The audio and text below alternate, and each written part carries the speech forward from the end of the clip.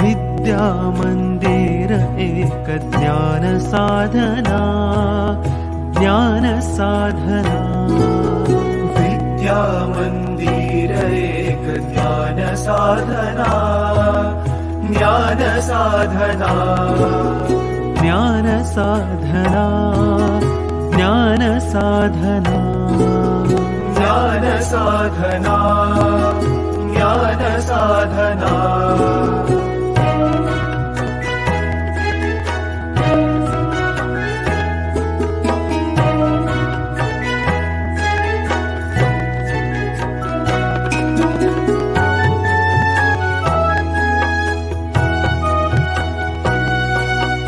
वर्ण जाती भेद होती लुप्त या स्थळा, प्रगतीचा मार्ग सुज्ञ दाविती जगा. वर्ण जाती भेद होती लुप्त या स्थळा, प्रगतीचा मार्ग सुज्ञ दाविती जगा. कला शास्त्र वाणी क्रीडा रुजवी मन मना, ज्ञान साधना. विद्या मंदिर एक ज्ञान साधना, ज्ञान साधना.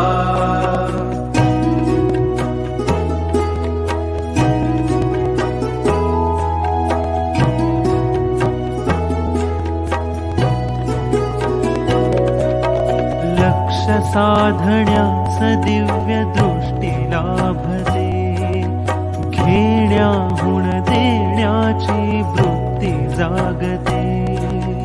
लक्ष साधण्यास दिव्य दृष्टी लाभते, घेण्याहून देण्याची वृत्ती जागते. स्वप्नपूर्तीचा उदात्त हेतु भावना, ज्ञान साधना. विद्या मंदिर एक ज्ञान साधना, ज्ञान साधना.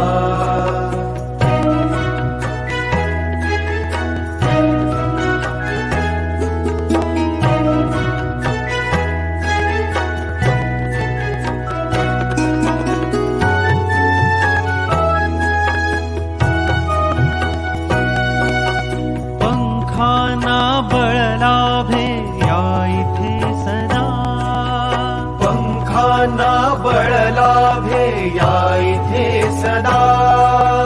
बुद्धीचा सूर्य नवा उजळी अंतरा, बुद्धीचा सूर्य नवा उजळी अंतरा. यश कीर्ती भावी हाच ध्यास गुरुजना, ज्ञान साधना. विद्या मंदिर एक ज्ञान साधना, ज्ञान साधना. ज्ञान साधना, ज्ञान साधना. ज्ञान साधना.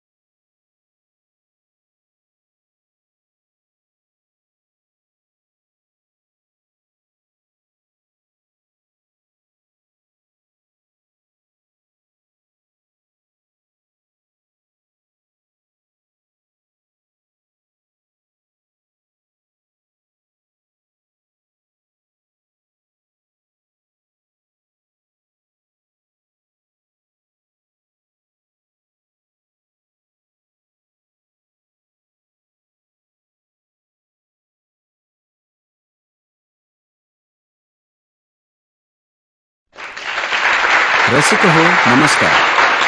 सहर्ष सादर करीत आहोत ज्ञान साधना गीत. कवी प्राध्यापक प्रवीण दवणे, संगीत विनय राजवाडे.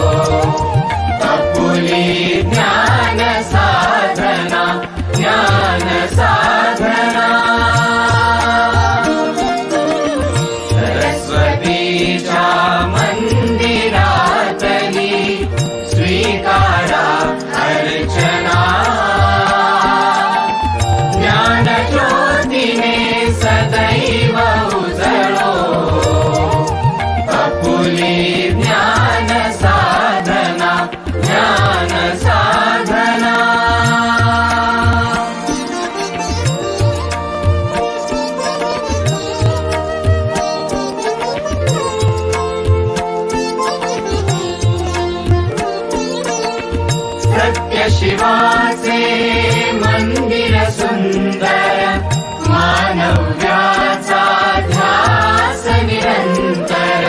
सत्य शिवाचे मंदिर सुंदर, मानव्याचा ध्यास निरंतर. गुरु शिष्याच्या नात्यामधली प्रतस्थ मन साधना. सदैव उजळो आपुली ज्ञान साधना, ज्ञान साधना.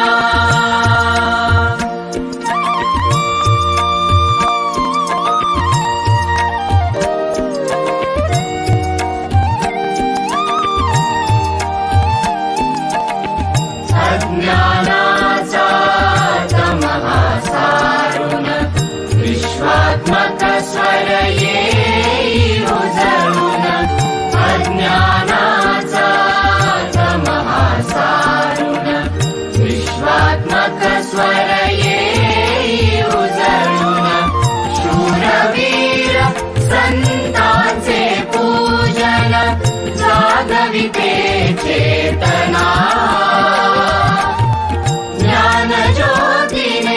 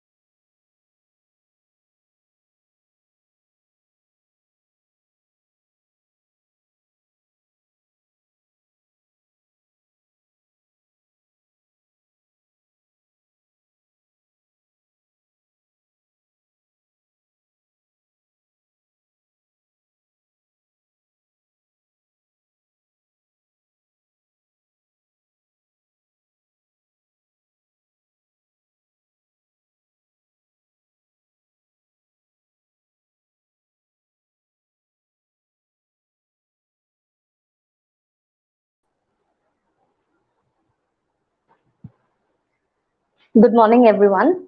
I hope you're all safe and healthy in your homes. And as we're looking forward to coming out of these challenging times, in all our lives as teachers, we need to do the best we can for our students. Needless to say that our very existence depends on the well-being and progress of our students. To ensure that our students keep learning, we need to discover new platforms of teaching in this lockdown. Although I'm sure nothing can beat a real teacher in a real classroom, we need to make the most of what is available. As the software business magnate Bill Gates himself rightly stresses, technology is just a tool. In terms of getting the kids working together and motivating them, the teacher is the most important. On this note, I, Runa Shajeev, on behalf of Satish Pradhan Jnana Sadhana College of Arts, Science and Commerce, Thane, extend my warm welcome to all the dignitaries, resource persons, faculty members of our institute, participants of various colleges across India and abroad for the inaugural session of this 5-day faculty development program, which is a management initiative. The main objective of this program is to enrich the knowledge of the teaching faculty through interaction with experts from industry and academics. This, I'm sure, will benefit the students and society at large. It has been the hallmark of our management to be of service in times of need. In these desperate times, the trust of Satish Pradhan Jnana Sadhana College therefore hopes to create a constructive and comfortable platform of learning for both the teachers as well as the students. We hope that this 5-day online faculty development program on evolution from offline to online teaching, hosted by the Internal Quality Assurance Cell and the Faculty Development Program Committee of our college, in association with the esteemed faculties of the IT Department of the University of Mumbai, Yashwantrao Chavan Maharashtra Open University, and Microsoft, is fruitful in building confidence among the teaching faculty across ages and boundaries. What makes this endeavor exciting is that we have a sizable number of participants, some from as far as US, UK, Mexico, Australia, Iran, and even Saudi Arabia. When it comes to learning something new, it is said that in learning you will teach, and in teaching you will learn. It is perceivable that learning to use technology is not easy to adapt to. I remember learning to use a computer 20 years back at my second year of graduation, reluctantly going to the computer training center with a strong belief that I was not cut for something this technical and complicated. But today, in retrospect, I think that training has only helped me become a better teacher and more open to technology. Therefore, to ensure that the learning is effortless and easy to follow, we have with us experienced trainers who understand the challenges of technical learning and will try their best to make this process simple for the teachers. Also, to encourage and support us in our endeavor, we have a distinguished panel who have agreed to grace for the inaugural function despite their busy schedules. It is my honor to welcome the Honorable Vice Chancellor of Yashwantrao Chavan Maharashtra Open University, Professor E. Vayunandan, and the Honorable Vice Chancellor of the University of Mumbai, Professor Suhas Pednekar, the President of the Management, Honorable Sri Satish Chandra Pradhan, and the Principal, Dr. Chandrasekhar D. Marathe. Now, I request the Principal of Satish Pradhan Jnana Sadhana College, Dr. C. D. Marathe, to brief us about this 5-day faculty development program. Dr. Marathe, over to you.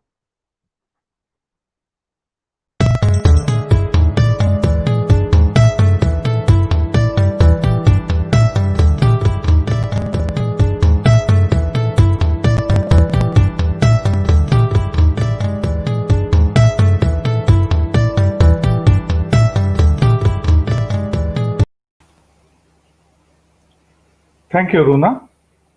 On behalf of Satish Pradhan Jnana Sadhana College, I welcome the Chairman of our governing body, Honorable Sri Satish Pradhan, Vice Chancellor of University of Mumbai, Professor Suhas Pednekar, Vice Chancellor of Yashwantrao Chavan Maharashtra Open University, Professor Vayunandan, resource person for today's session, my colleagues, members of the management, and all the participants. A warm welcome to you all and a very good morning. Our college, formerly known as Jnana Sadhana College, is more than 35-year-old co-educational institute of arts, science and commerce, including self-finance courses at undergraduate level and MSc, MCom at postgraduate level including doctoral programs. I would like to highlight the fact that our institution also offers the Bachelor of Arts in Film, TV, and New Media Production, in addition to the above mentioned courses, which is not found to be commonly offered in many colleges. We have state of the art computer labs and a professional sound studio to support smooth, independent, and effective functioning of the relevant courses. Also, for more open sources of communication, we have created a Facebook page and YouTube channel of the institution wherein most of our programs are made live. The college is NAAC accredited in the third cycle in May 2019 with B+ grade and CGPA of 2.69 in the new framework implemented by NAAC from July 2017, and has produced 4 Shiva Chhatrapati awardees so far in the area of sports. Considering all the offered programs, as many as 8,000 plus students in totality study at our institution. Our college is also a center for Yashwantrao Chavan Maharashtra Open University for more than 20 years and has A+ grade in which more than 1,000 students are enrolled. The national level faculty development program is designed for teachers or educators or facilitators, as we are often called, who will have to make effective, efficient, and seamless transition from traditional offline mode to online mode of teaching as the need of the hour. I must tell you that to have this kind of a faculty development program for educators is a brainchild of a young and dynamic couple, Kamlesh and Manasi Pradhan, who are the trustees of our governing body. Also, Honorable Sri Satish Pradhan is the very reason why this institution exists and whose work inspires us all to adapt to modern advancement and new technology. We are really fascinated and overwhelmed by the participation response we received when this program was made available on social media and other platforms. I am proud to inform you that we have a humongous participation of 27,000 plus participants across India, out of which 16,799 participants from Maharashtra and 28 other states, right from east to west and north to south, and abroad 22 countries including Kuwait, 50 participants, Oman 38 participants, Saudi Arabia 45 participants to note, which might be a historical milestone for the institute.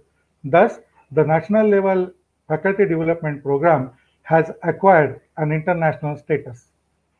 Our organizing team, along with the members of IQAC, successfully obtained a collaboration of the Department of Information Technology of University of Mumbai, YCMOU, Microsoft, and Thane Vaibhav newspaper as a media partner.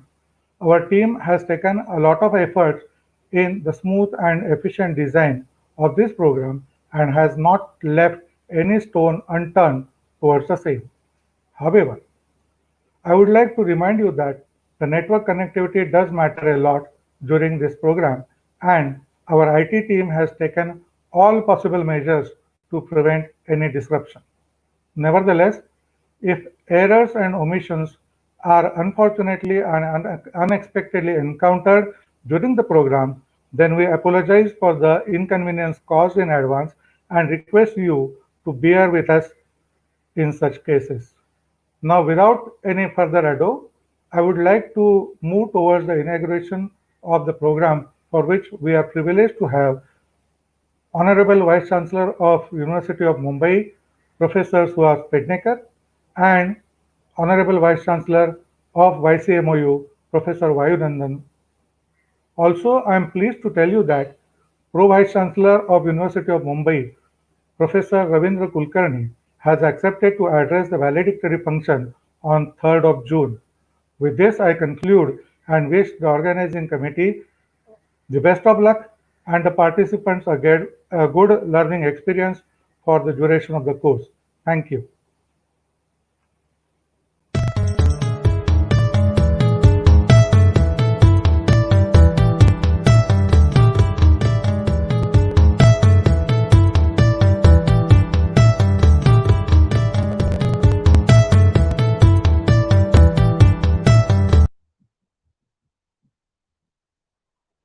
Thank you, Dr. Marathe, for your encouragement and good faith in us.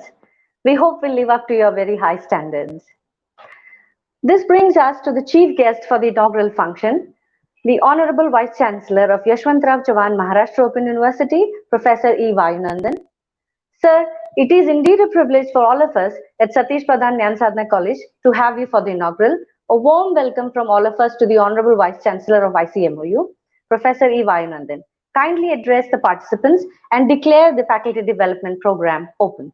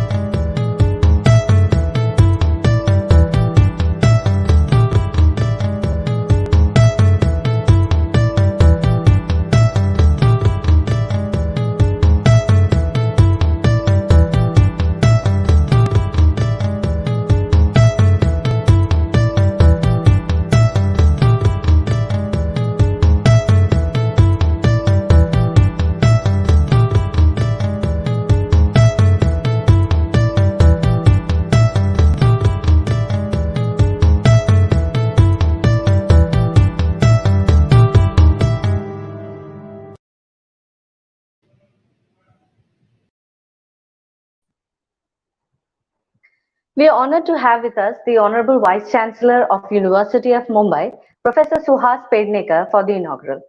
A warm welcome to you, sir, from all of us at Satish Pradhan Jnana Sadhana College. Kindly address the participants of the Faculty Development Program and declare the FDP open.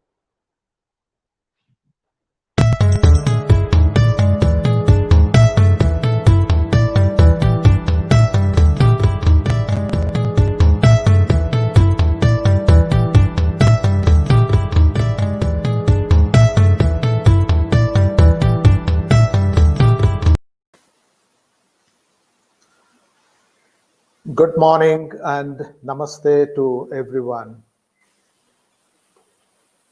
Honorable Satish Pradhanji, the principal of Jnana Sadhana College, Dr. Marathe, his team, all the distinguished speakers, and all the participants from the globe. I was told that participants not only from the country, there are many from other countries too. It's my extreme privilege to be part of the inaugural function of this FDP. Friends, we the human beings are considering ourselves as the supreme species on this planet.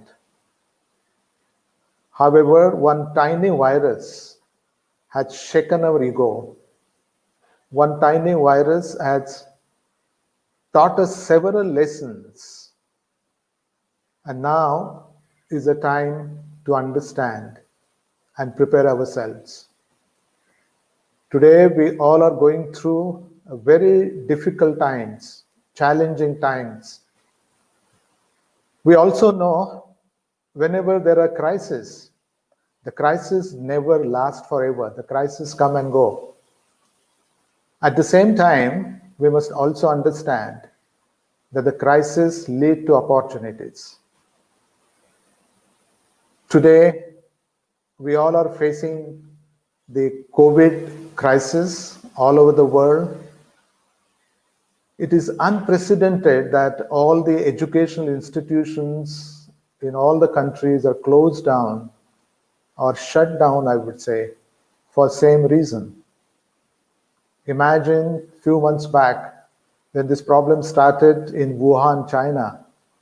All of us, using our own wisdom, we were advising China what to do and what not to do. We never realized that the same tiny virus is going to reach our doors. We were taken unaware. And this is a time now introspect. What needs to be done? What is it we need to learn from this? Yes, definitely. The two important things that is to be learned from these incidents, and that is resilience and adaptability. Now, who is going to take charge to ensure that we need to overcome such situations? We need to prepare prepare the new generation for such eventualities in future. The answer is very obvious. We, the educational institutions, are going to play a vital role, because the educational institutions are always the integral part of society. And therefore, it becomes our responsibility to ensure that we prepare the next generation not only to overcome such difficulties in case they are there in future, but to prepare themselves for all the challenges in future. And in this regard, I am very happy that the Satish Pradhan Jnana Sadhana College has realized the importance of capacity building of teachers to train themselves to change their mindset from campus teaching to online teaching, which will be the future. The future belongs to what is called blended learning or hybrid learning. The after effects of COVID pandemic is going to be there for quite a long time. Our students coming to colleges or in universities, we have to follow even the social distancing, and therefore it may not be possible even in coming months to call all the students at a time.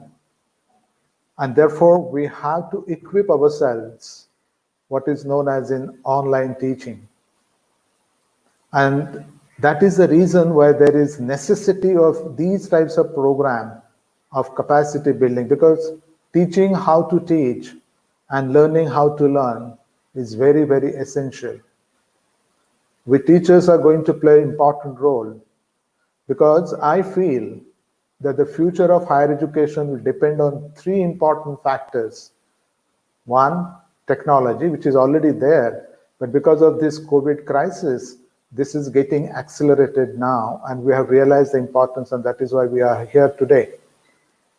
Two, the customer's choice, that is, the students are going to have choice in near future, which is already there in many countries.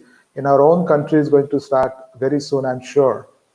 And that is, the students will have choice which institute to join, which university to join, and they will have the freedom to collect credits from different institutions and even different universities.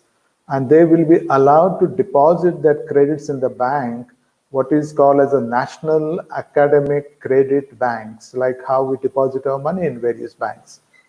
So when this situation arises, definitely students will also opt for a good quality institutions, a good online programs to equip themselves.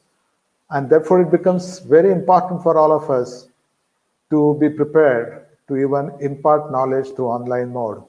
There are various advantages of online teaching and online learning. One, there is no geographical barriers. It can, in fact, cover all the whole globe. That is an advantage. Number two, the students can learn at their pace. There are various options, because we always have this heterogeneity in the students in the classroom, but because of this online mode, they will have various options to understand the subject. And another very important advantage of online learning is from passive to active learning. Even the teacher will get the immediate feedback whether the students have understood or not. We have to train our students for the future challenges in terms of the emerging areas in data analytics, artificial intelligence, and many more. This is an opportunity.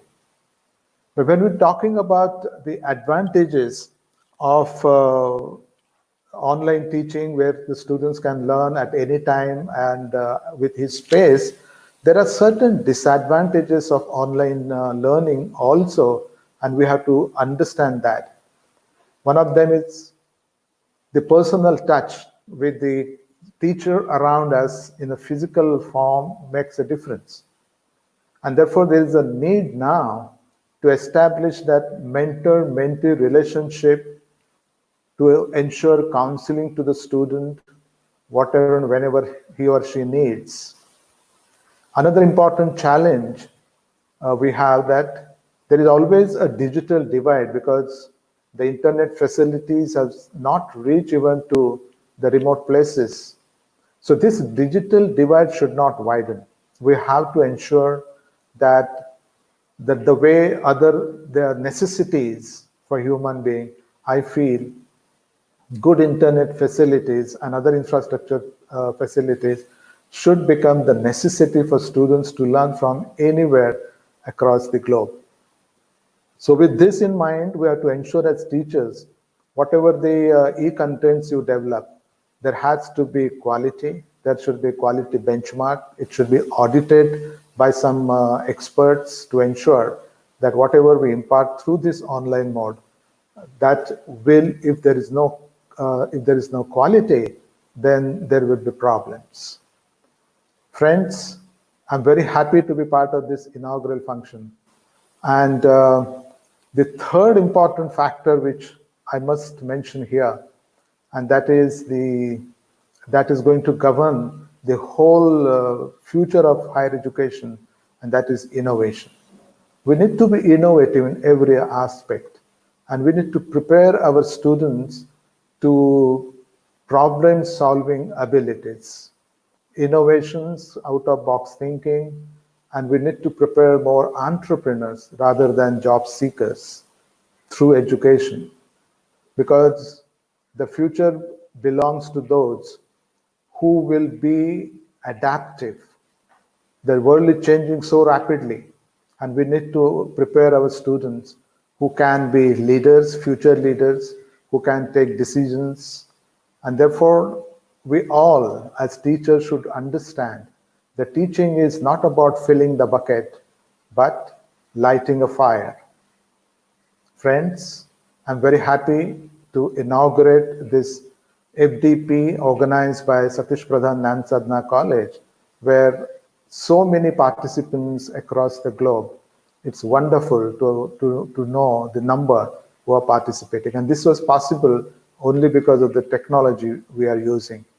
And therefore, I can finally say that we need to prepare ourselves not for the comfortable predictability of yesterday, but the realities of today and all unknown possibilities and challenges of future. I wish you all the best. Thank you very much. And thank you for giving me this opportunity to inaugurate. Thank you.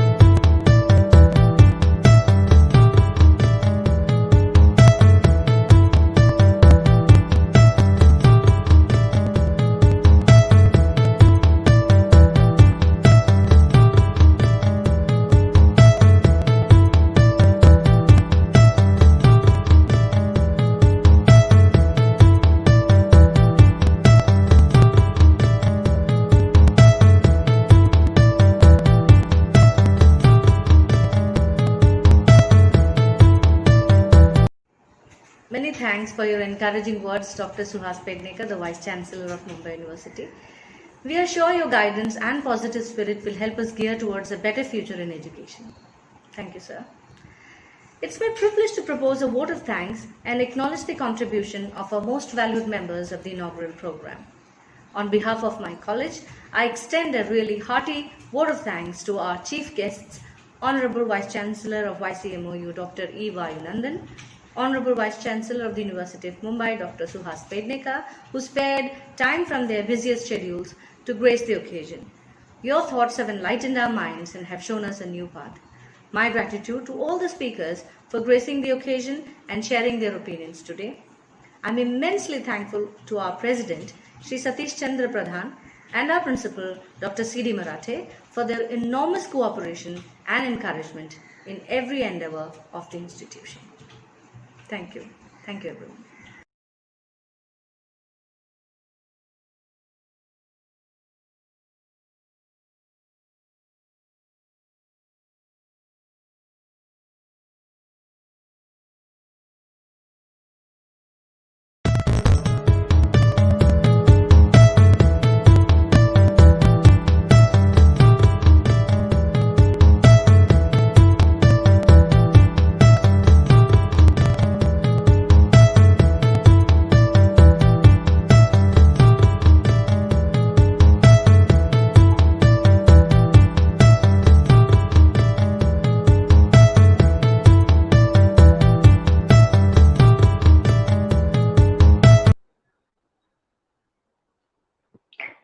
Now, this brings us to the much awaited part of the day.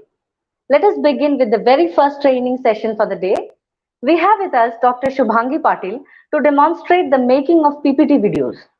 PPT videos are an essential feature for many teachers who have so much to offer beyond the textbook. I'm sure many participants are looking forward to learning essential tips about adding video PPTs to enhance their lectures. On this note, I would like to invite Madam to start with her session.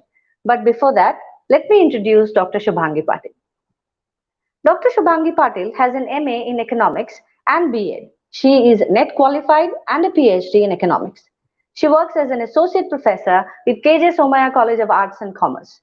Her career graph shows her as a versatile personality, having worked as a member of the Board of Studies and having judged various events in many colleges in and around Mumbai.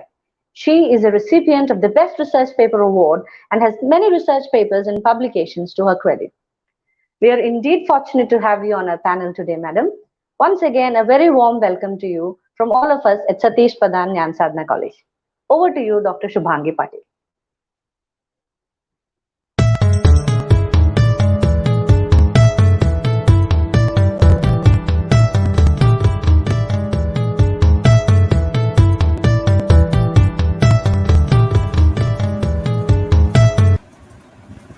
Hello, respected dignitaries and all my dear friends.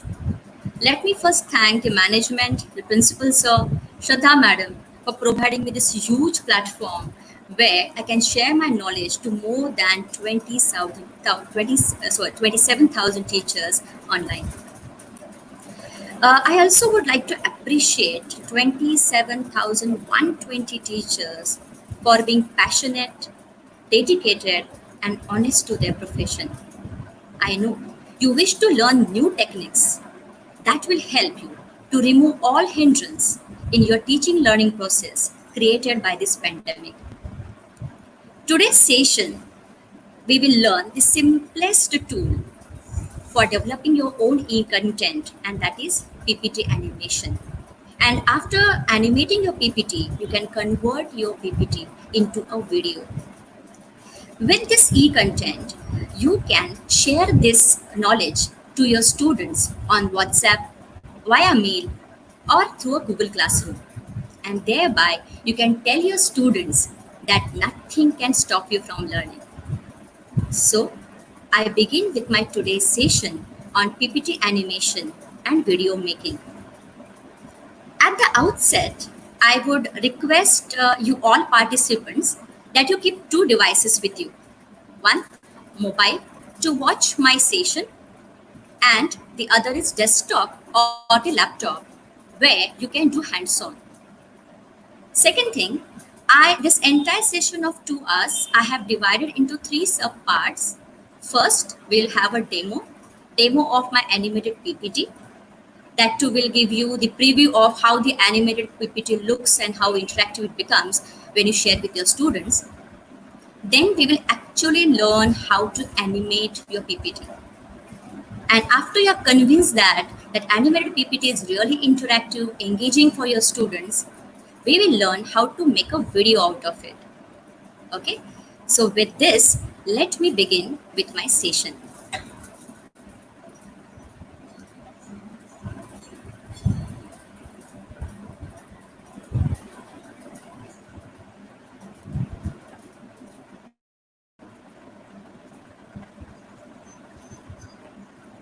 So first, let me run my demo PPT.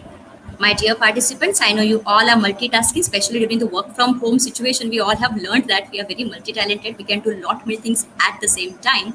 So I also want you, while viewing my PPT, just be a careful observer. You just, of course, you listen to what the content I'm talking to you, and also you watch the animation, observe the animations that I have introduced.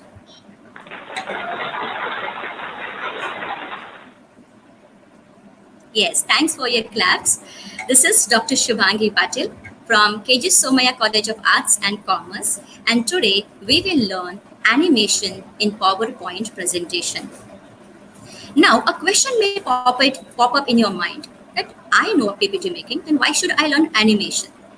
I must tell you, dear friends, with a normal PPT, you can teach to your students. But when you add animation to your PPT, you can make your class, your lecture, very interactive and engaging for your students. Because the current generation is highly a kinesthetic generation. It is called millennial learners. They are the ones who are very digitally fluent, techno-savvy, and they are very gadget-friendly. And so, we can cater their learning needs by making such use of ITCT tools. So, why we should learn this animation in PPT? Because the current generation learners are like this. They can get knowledge from anywhere, anytime, and so they love to have self-paced learning. Even in the night, 2 o'clock, they may feel like learning something. They can just put on their laptop and they can learn things. Second thing, the current generation learners like to have a group projects or group work. Thus, they love to have collaborative learning. And the third, most important, they always like to learn by doing. That is, they prefer activity-based learning.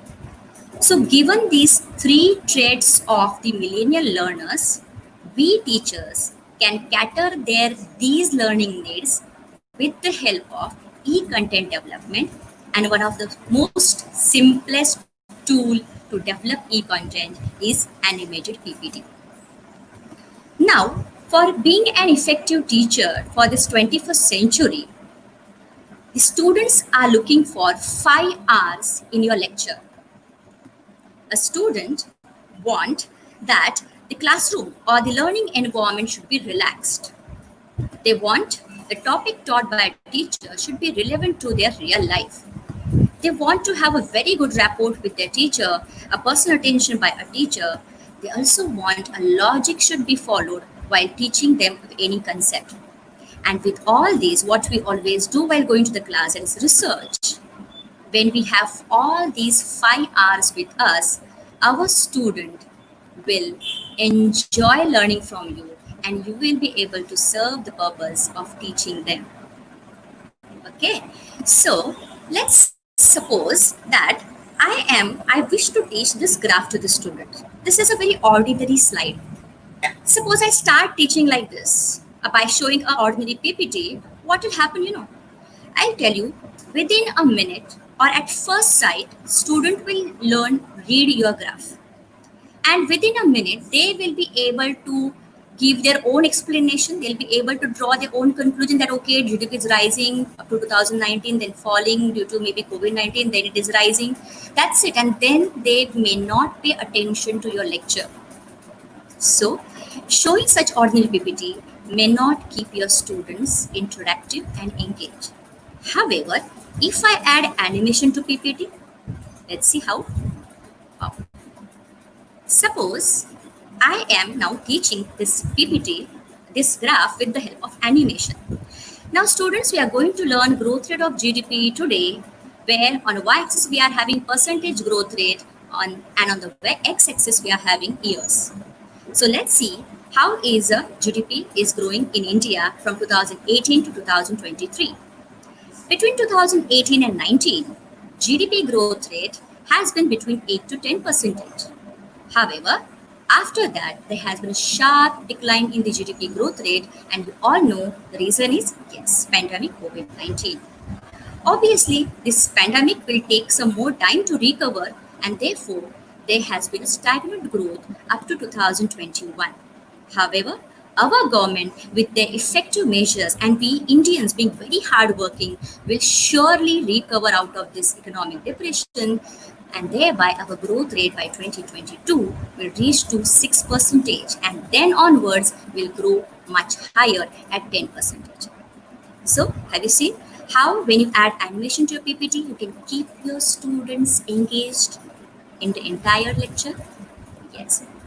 Now, if you are a history teacher or a language teacher, you can also make use of some of the functions available in PPT to make your class very interesting and live. Suppose this teacher is showing something like this.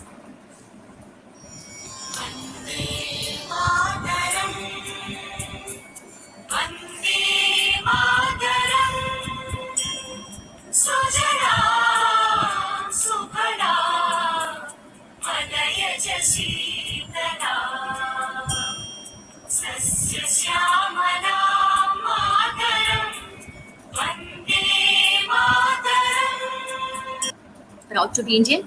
Yes, this music I have copied from Shimaru company.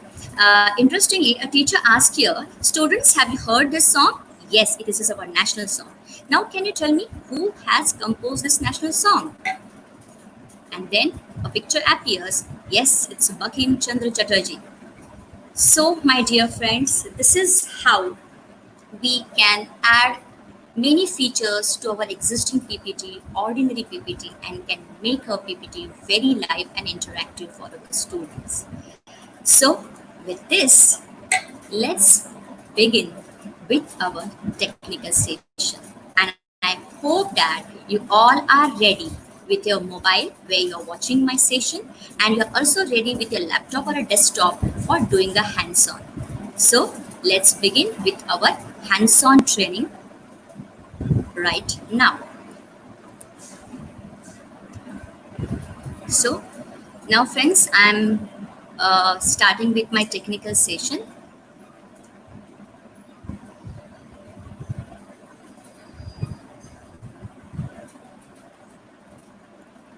Yes, I'm using Microsoft PowerPoint 2013 version here.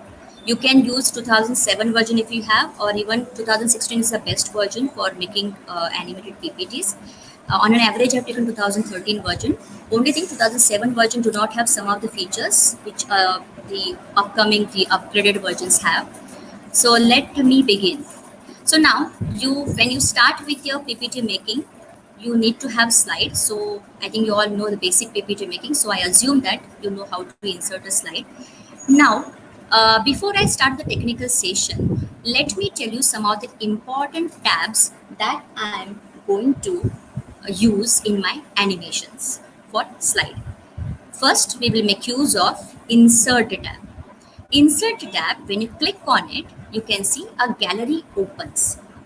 This gallery gives you various options, like you can insert a table, you can insert a picture if it is there on your computer system, or else you can insert a picture online if you are online. If your net is working, you can just download the picture online. You can also insert various shapes in your PPT. You can insert smart art. You can also insert various charts in your PPT, especially for commerce economics subject. We make use of math subject, we make use of charts, so we can insert chart over here. If you want to type something here, we can insert a text box. You can see this text box. We can insert a word art. We can also insert various equations for science and maths teaching. You can make use of equation option.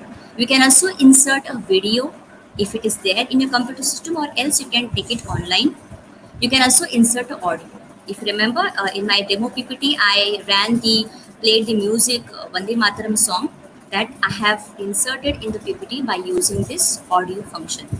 So this is how we can make use of Insert tab to insert any object on the slide.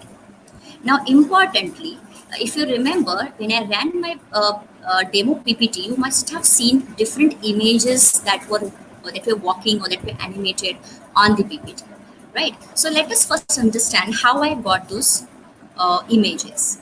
So to get the images, simply you go to Google.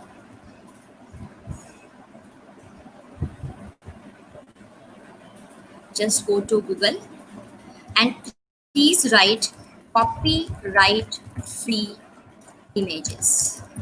Yes, you have to take copyright free images, otherwise there'll be issue of copyright, and better ethically you should only use copyright free images. Now once you write copyright free images, you decide your topic. You have to decide what kind of image you want. Suppose I want an image of a running boy.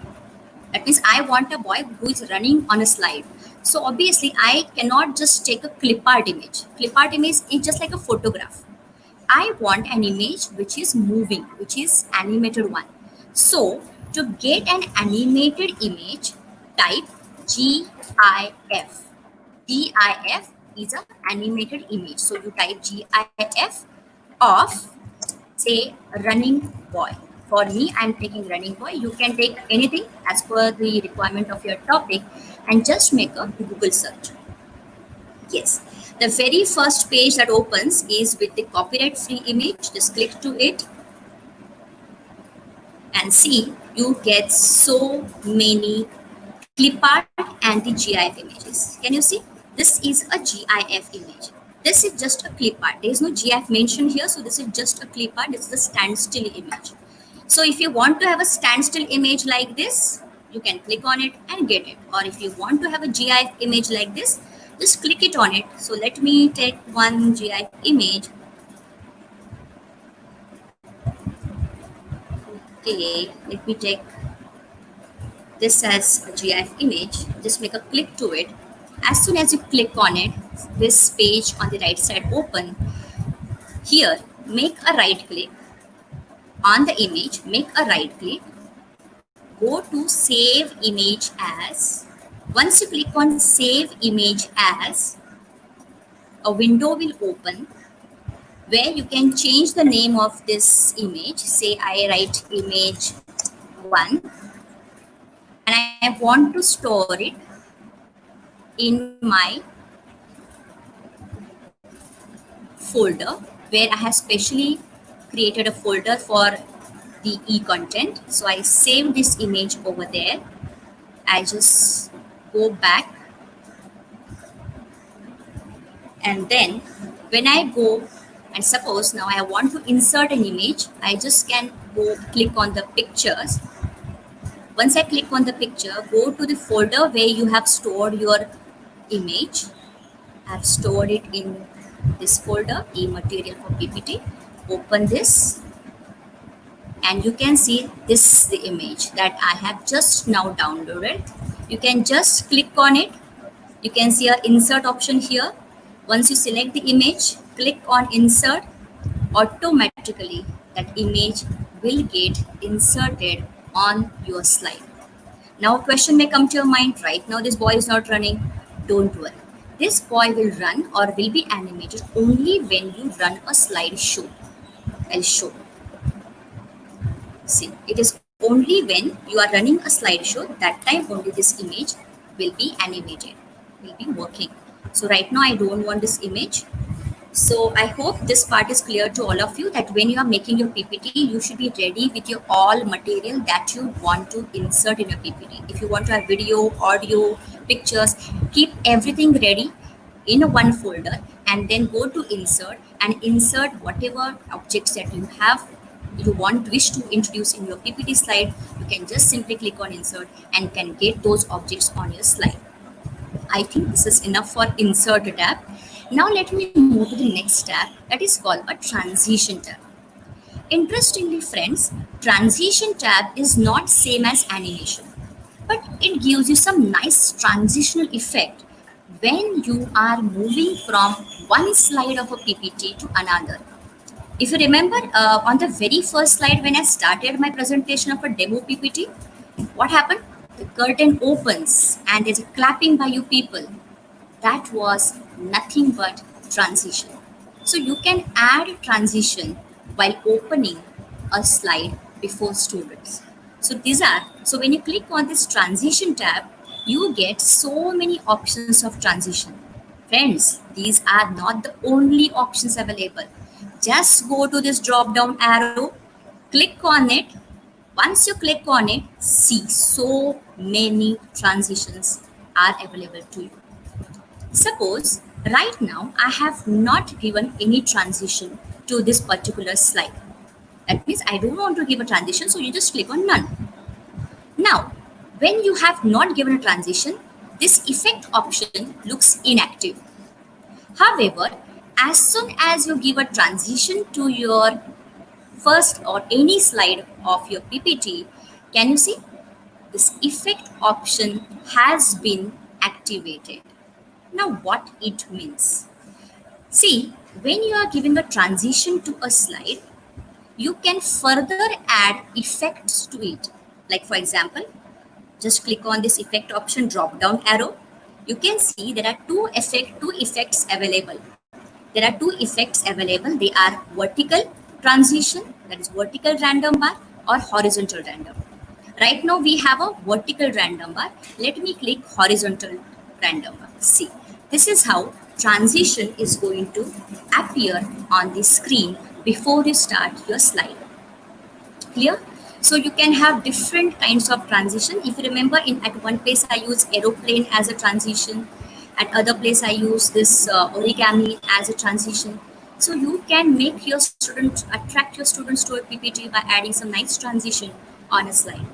Again, I'll tell you that transition is nothing but when you're moving from one slide to another slide, you add transition effect to it. This is not an animation, this is just a transition. Okay. Importantly, although I have used different transitions for all the slides in my demo PPT, the intention was just to understand how different transitions will look. But I suggest you all, for your presentation for one PPT or one topic, keep same transition for all the slides to have a consistent flow of your presentation or a lecture. So I think this is enough of the transition. Okay, one more thing you can add in the transition, that is sound. If you remember on the first slide, when the curtain opens, there's applaud. It was applaud that I have given on this to this computer system. Click on this sound down arrow. So many sound effects you can add to your slide while moving from one slide to another slide. Okay. I hope this is clear to you all. Transition, this is very simple. You can just explore, take your time and explore different transitional effect. Even your existing PPT, if you have it too, you can change the transition or you can add effects to that also. So let me move to the next tab, that is animation tab, which is the most important part for today's session. Now friends, can you see, as soon as I clicked on animation tab, this entire ribbon looks absolutely inactive except animation pen. Now what is animation pen?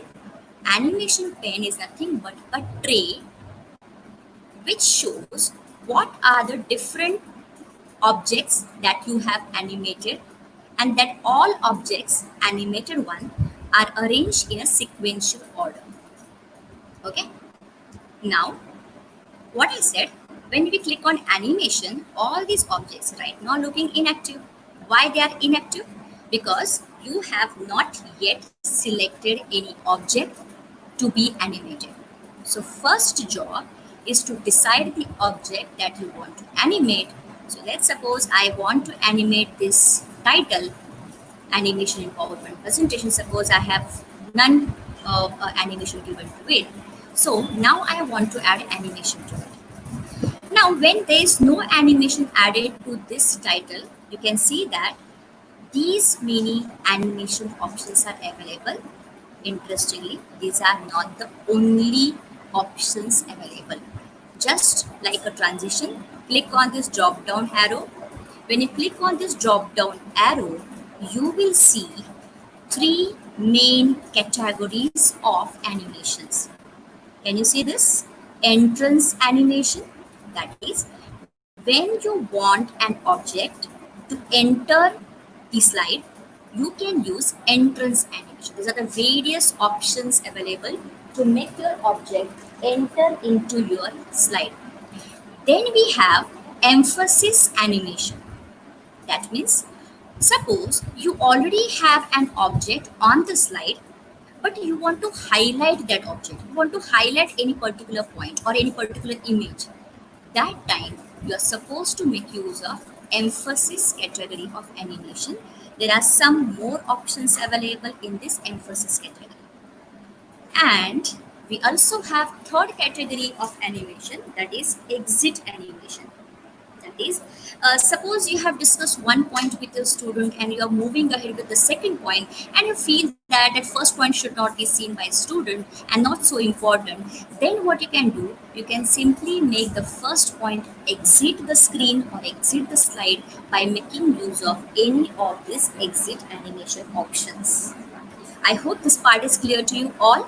Entrance animation to enter the object, emphasis animation to emphasize a particular object on the slide, and exit animation when you want an object to disappear from the slide, you can make use of this exit animation. Interestingly, friend, this is not the only thing. We have a bumper cell here.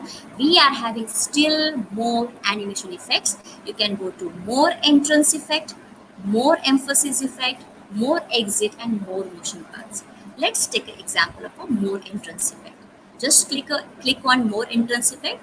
Such window will open on your desktop, and then you can decide the animation options which are given in the entrance category.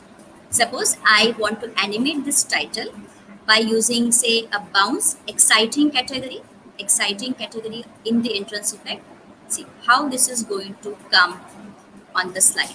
I suppose I want this to float up. See, this is how it is going to come on slide. Suppose I want this to grow and turn. This is how it is going to come. So these are the various options available, moderate, basic, and very exciting options available to make your object enter on your slide in an animated format.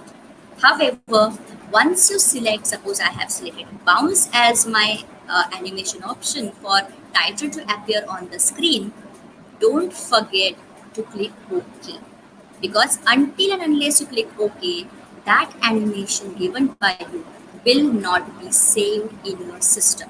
So I'm clicking OK. Now this object, once I click OK, you can see this number 3, that is this now object has been given an animation, and you can see which animation has been given. This animation bounce, you can see pink in a color, it has been highlighted. That shows that I have used bounce animation for this title. Okay, I can use some other animation too. Like suppose I use fly in animation. This is how it is going to fly. So as soon as I change the animation, immediately that particular option which I have selected will be highlighted. Now, interestingly, once I have given animation to a particular object on a slide, you can see one more option has been activated, and that is effects option.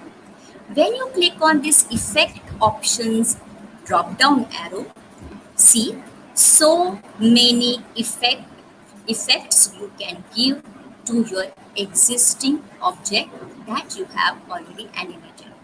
That means, suppose you want this object right now, this object is flying in, but how it is flying in? You can see the arrow, it is flying in up.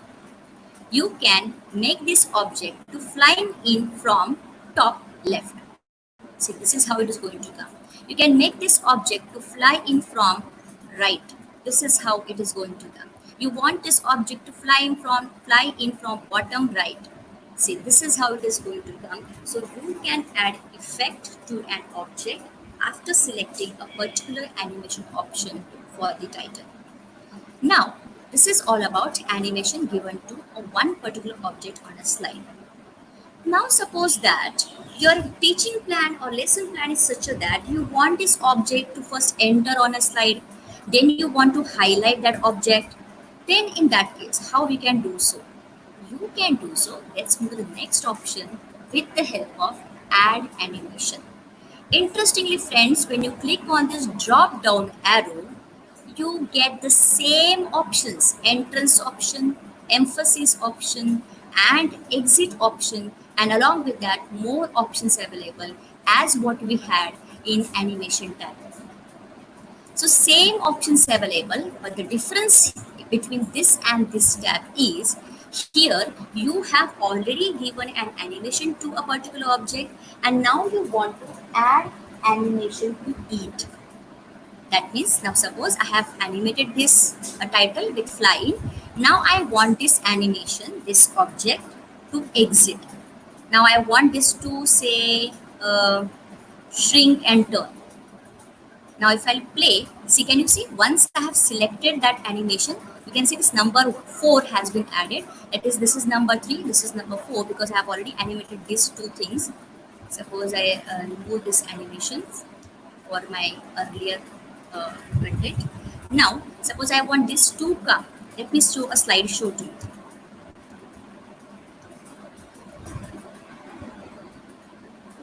See, now first I will make my object to enter. Sorry, I'll show you once again. I'll show you once again. Now suppose you want your object to enter in a slide, and then you want this object to exit. This is how you can add animation to your object at the same time for a same object. So this is how we have animations, effect options, and add animation. We have discussed before animation pen. Again, I tell you, when you click on animation pen, you will get a tray of different objects that have been animated, arranged in a sequential order. You can see number 1, 2, and 3. They will follow this sequence. That is, when you play this object, see, when you play this object, first my name, then the title comes and goes. This is how they'll be added. Suppose you feel that your name should come later, first the title should appear. As you can see, this title is numbered with 2 and 3, and the name is coming with number 1. I want my name to be followed after the title. So what I can do here, I can simply drag, I can simply select this object which I have animated, which is number 1. I want to make it number 3. Just simply click on, bring a mouse on that object and just drag it at the place where you want to put it. Suppose I want to put it at the last, and suppose now you want to start with the title, so you can play. See, first title comes, then the college name appears. So this is how you can change the sequence of the objects that have been animated by you by just simply dragging and dropping it to the right place. I hope this part is clear to you all. What we learned right now is text animation. So here, text animation can be done by using animation, effect options and add animation. Now let me move with the next part, that is next slide. In this slide, I have made use of smart art graphics. Now, interestingly, friends, these are just the images that I have inserted. Otherwise, they are not by default available. By default, I get these 3 labels. They are nothing but a smart art. So, to beautify my presentation, I have put all these images inserted in it. I'll just show you how we can get smart art in our PPT slide.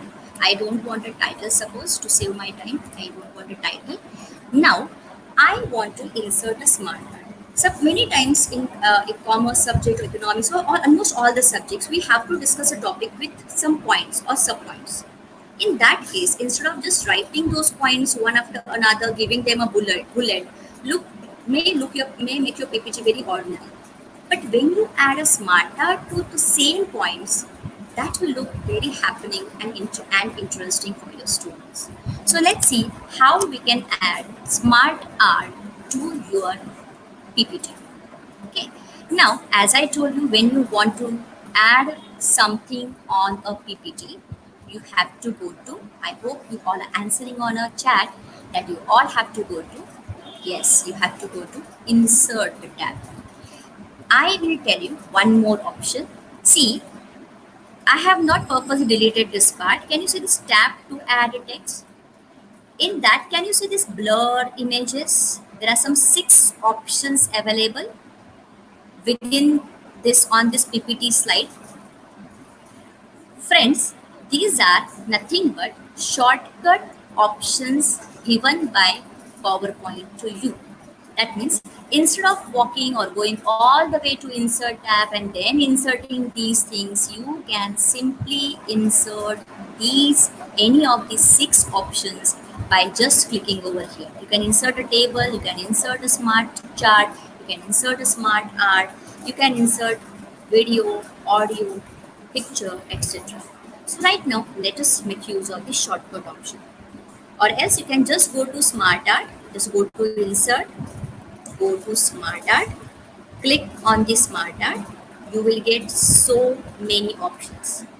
If you will just drop it down, see, so many smart art are available. So you have to literally invest your time and just watch to observe each of the smart art, and thereby you can imagine the number of topics that you teach in the class, which smart art will suit which topic, and thereby you can make your best PPT. So options are like you can have a list kind of a smart art where you are having a list of points that you want to discuss. Sometimes we have some chain kind of or process kind of a smart art where you want to explain input, then output, then we have processing. So there is a process kind of points that you want to discuss, then you can use process smart art. Sometimes there's some kind of a cycle where one thing results into another, cause and effect relationship. Then you can make use of cycles. Sometimes we have to use flow chart. Then you can go for hierarchy. So many options are available to you, whereby you can make your PowerPoint slide very effective. Now, let me take one of the smart art, because I want to tell you how to insert a smart art and how you can animate that smart art. Okay. So for the time being, I'm taking the simplest smart art.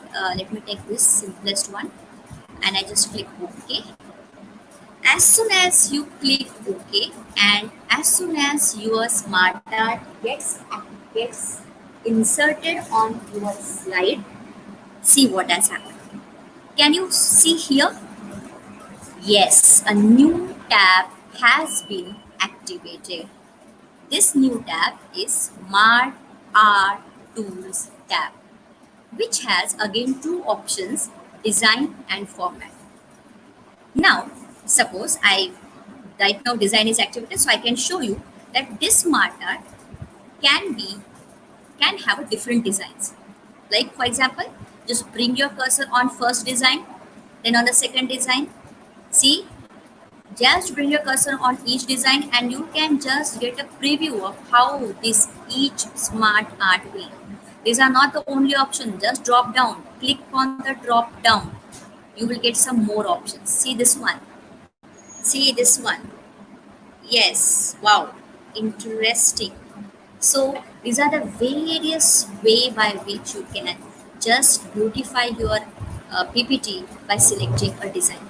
Right now, I want to keep a simple design because my aim is not to beautify the PPT but tell you how to add animation to the PPT. So now with this simple smart art which I have taken, let me move ahead with the filling up of the data. Now, suppose I want this to be the circle to be point number 1, this to be point number 2, this to be point number 3. And I want some text, some points to be entered here, here, and here. Okay. And I want them all to enter one after another. Now, you can see the first circle, if I try to click one here, the one is not getting inserted. Why?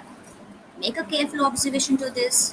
What you can see here, there's an image picture on the first circle.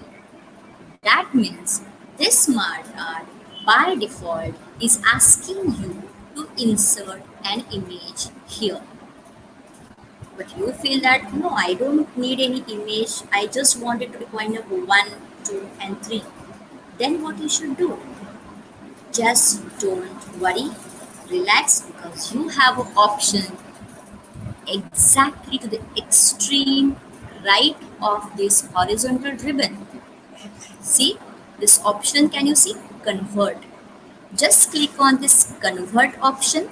You will get two options. One, convert this text, convert this smart art into a text, or convert this into shapes.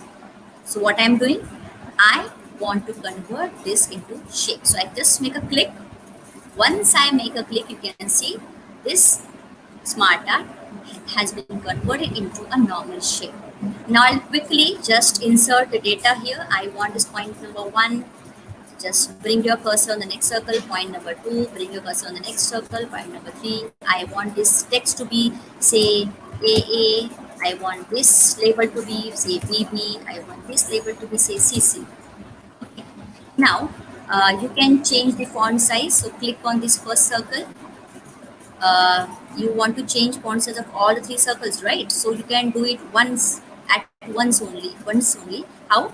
Just first click on the first circle. Press shift button on your laptop, on your keyboard. Bring your cursor on the second circle. Bring your cursor on the third circle. And this, you can see all the 3 circles have been selected. And now, whatever changes you want to make in the data, you can make. See, I want to increase the font size to say 32. This white color is not so visible, so I want to change the color of this font to say black. So you can see now, I can once at a time, all at a times, I can just change the font size and font color and font style. Now, I have suppose done the basic filling up of the data and I want to explain these points to students one after another. But my lesson plan is that I want this point number 1, this circle should come.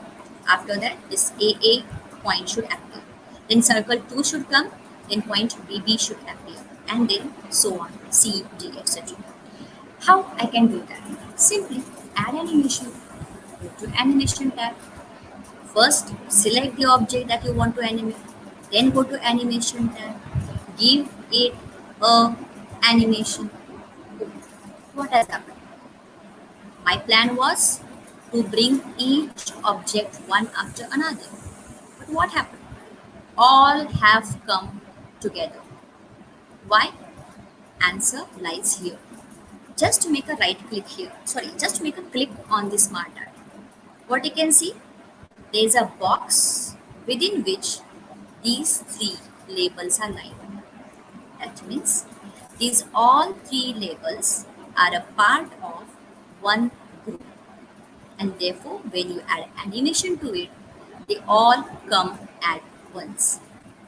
Now, if you want each object to come one after another, you have to separate them. That is, you have to ungroup them. So for that, what we'll do?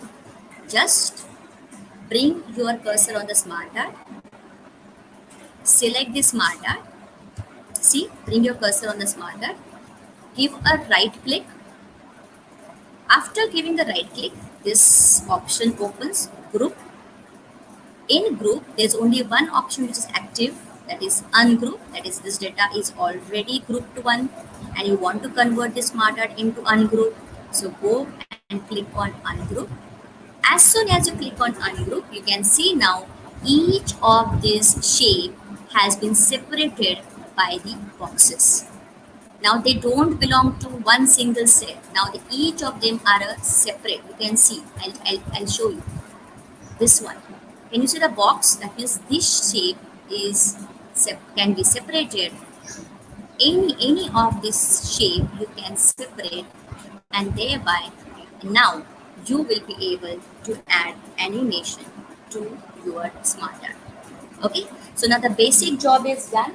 We can add animation to the smart art only after ungrouping the smart art. Okay, so now let me quickly do the animation of this. Suppose, as I told you, I want the circle to first appear, and since it looks like a football, so I want it to bounce. So this is how the number 1 will come. Then I want this label to appear. I want this to fly in, but I don't want to fly in from down. So I want to change its effect. I want it to fly it from, say, right. See how it is going to come. Same animation for second circle. I want it to bounce. So this is how it is going to bounce. Same way for label. I will give fly in animation, but I want it to fly in just like a first point from right. See, same for 3. I give a bounce animation, entrance animation, and then I want the CC point to fly in. Sorry. Yes, I want the CC point to fly in, but I want it to fly in by changing its effect and selecting from right. Now when you play from first, suppose you want to take a preview of how it will look like when you actually run the PPT. Just go to animation pen, just click on play from, select from where you want to play and just play.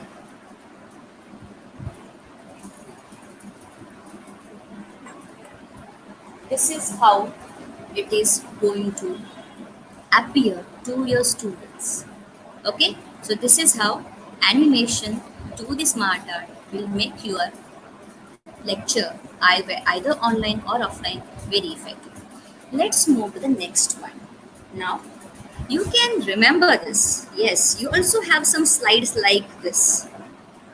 I know you, when I'm taking a session, you must be thinking of, oh my god, now we learn smart art. ये पहले पता था तो अच्छा होता था, we would have done it, now what shall we do, now I have made all my PPTs, my all PPTs on different topics are ready, now again I have to sit and make a smart art PPTs, it is so difficult. Don't worry, just have patience and just relax. See, suppose you already have made a PPT on a topic, and which is the one ordinary one like this, where you have bullet points and then you explain in the class. You can convert this into smart art right now also. How? For that, just select all these points. Okay, first select all the points which you want to put into smart art. Now give a right click to it. After giving a right click, just search for an option convert to smart art. Okay. Once you click to convert to smart art, go to more smart art graphics to get some more options, to view some more options. Now, for my current slide, as being an economics teacher, when I teach causes of low GDP in the classroom, I know that the causes are low saving that leads to low investment, that low investment in the country leads to low employment generation, that leads to low production, and ultimately that leads to low income, and again low income leads to low saving in the country. Now, my topic is such that there is a cyclical, the problem is vicious circle or cyclical in nature. It is one problem leads to another. So there's a cause and effect relationship. So accordingly, you have to select a suitable smart art depending upon your topic. For this current topic, I want a cycle smart art. So I go to cycle option. I take the simplest one, basic cycle. I just click OK. See what happens here.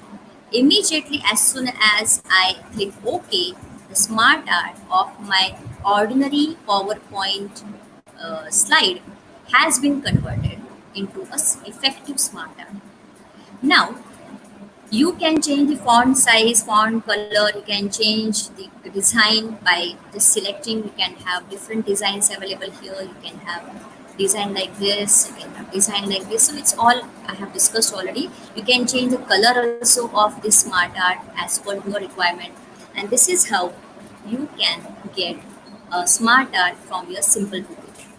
Now here also you can add animation. I have already told how to add animation to the smart art. Select, you have to first ungroup this data. You can see this data is group 1. So you first have to ungroup. To ungroup, I again repeat, you have to make a right click, go to group option, go to ungroup option. Once you ungroup, you can see still the data is lying within the box. So again you have to ungroup. Again, you have to ungroup this data. Again, go to group option, go to ungroup. Now you can see has been each shape has been separated from each other, and now it's very easy for you to add animation to it. You can change sequence. You can start from low income, then you can bring arrow, then you can bring low savings, and again arrow. It will look fantastic, fantabulous. Okay, so with this, I hope more of smart art we have discussed. Now let's move to the next slide. Uh, this is something different. Here we are making use of images, and we want these images to move from one place to another place. When I ran my PPT, these arrows were not visible because they are only visible when you're working on a PPT. So these arrows are nothing but shows the path of this image, which will move from here to here, then again to here, then here, reaches here, goes away, and this man comes. Okay, now let's learn how I got this image and how I can make this image to move from one place to another. So let me quickly start with a new slide, and let's all be ready with the hands-on. Let's not take a title here. I also remove this. Let me now insert a smart art. See these step like structure, or you can have waterfall like a structure, you can insert by going to a smart art. So I am going to smart art. I am going to first smart art. This is a simple blocks. Okay, I click OK. See, all these blocks have come. Now you have to resize it. When you want to resize the blocks, just see here. You can just bring your cursor on this corner, any of this corner, and just can make it. Can see here. You can just resize it. You can just change its size the way you want. Okay. Now I want them to flow either like a waterfall or like a steps. So for that I have to arrange them in a steps 1, 2, 3, 4. For that first I have to arrange them, but I can't arrange them because you can see they all are still now in a box. That is, they are just a one cell. So what I have to do? Yes, through a chat you can say to ungroup a data. Just bring a cursor on a smart art, make a right click, go to group option. In a group option, go to ungroup to make this smart art ungroup. After clicking ungroup, you can see that still this all the 5 boxes are lying within a box. Still they are not yet totally ungrouped. So again you click on the smart art. Okay. Again you click on the smart art. Again you make it go to group, make it ungroup, and now you can see each shape is being bordered by a box. Now they are separated. Now you can place them the way you want. I want them to look like a steps. Let me remove some of the steps to save my time so that we can learn some more things. So I want them to look like a step, or you can also place them in from left to right to look like a waterfall. And then still you can see that the steps are not being properly aligned, so I can go to arrange. Just wait. I can just go to arrange. I can just align them. When you're aligning them, try to align them, distribute horizontally and also distribute vertically, so that they all are now properly aligned. Now you want, suppose you want to bring them closer like this. Okay. Now you want a boy to come in, stand over here, and from here to climb the step here, then from here to climb the step here. What I'm supposed to do for this? Go to insert, go to picture, insert a picture. I am already having a downloaded running boy image, GIF image with me. Just click on that image, click on insert. Yes, you have got this boy inserted on your slide. Now just make this, resize this boy so that he fits to your slide to a suitable size. Okay, now this job is done. Now I want this boy to come all the way from left. He should not be there initially when you open the slide. We want him to walk from the left, enter the slide, and then while running, he climbs up the step. So what you're supposed to do, bring this boy somewhere outside the PowerPoint presentation slide. Now, you want this object to be animated. It is already a GIF image. So, what animation you can add to this already animated object? We can make this GIF image to move from one place to another. I want him to run, come into this slide, and then climb the steps. So, for that, select the object, go to animations. In animation, go to drop down arrow. After clicking the drop down arrow, these are entrance, exit, emphasis effect, which is of no use right now for us because I want this image to walk in and have a motion. So that means I have to make use of more motion path. Remember friends, to make an object move from one place to another, you have to make use of more motion paths. So I click on more motion path. As soon as I click on it, a window opens with variety of options of motion that can be given to an object. Right now, I want this man or a boy to walk in from the left. So I have to find out the motion path where he's coming from left to right. So I feel he's walking towards right. So this is the, yes, can you see here? He is walking, and again, so I click OK, and you can see this now image is going to walk from here till here. But I think he'll fall down because his one leg is not on the step. So what I'll do, I'll simply, can you see this red circle? Yes. Just bring your cursor on this red point and just you get a plus sign then, and just drag this boy to the place where you want to put him. I want him to put him on the first step, so I will drag it till this point. Can you see this is a real image and this is the preview image? That is, this boy will walk all the way from here and will finally will reach here and will stand here. So this is how you have added motion path to an object. Now, I feel that after discussing first point, I want this boy to climb up the next step.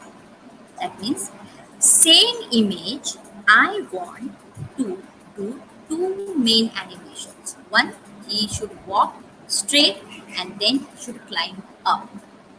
Now, I am going to make use of add animation. Okay, I am going to make of add animation because already the object has been given animation. I want to further add animation. So let's go to add animation. Again, I want this object to move from one place to another place. So I go to more motion paths. In more motion paths, I want this object to climb up. So I will go for, can you say this? Diagonal upright. I will select this option and can you see this? He's moving up and I click OK. See, as soon as you have selected this added animation to this object, what has happened?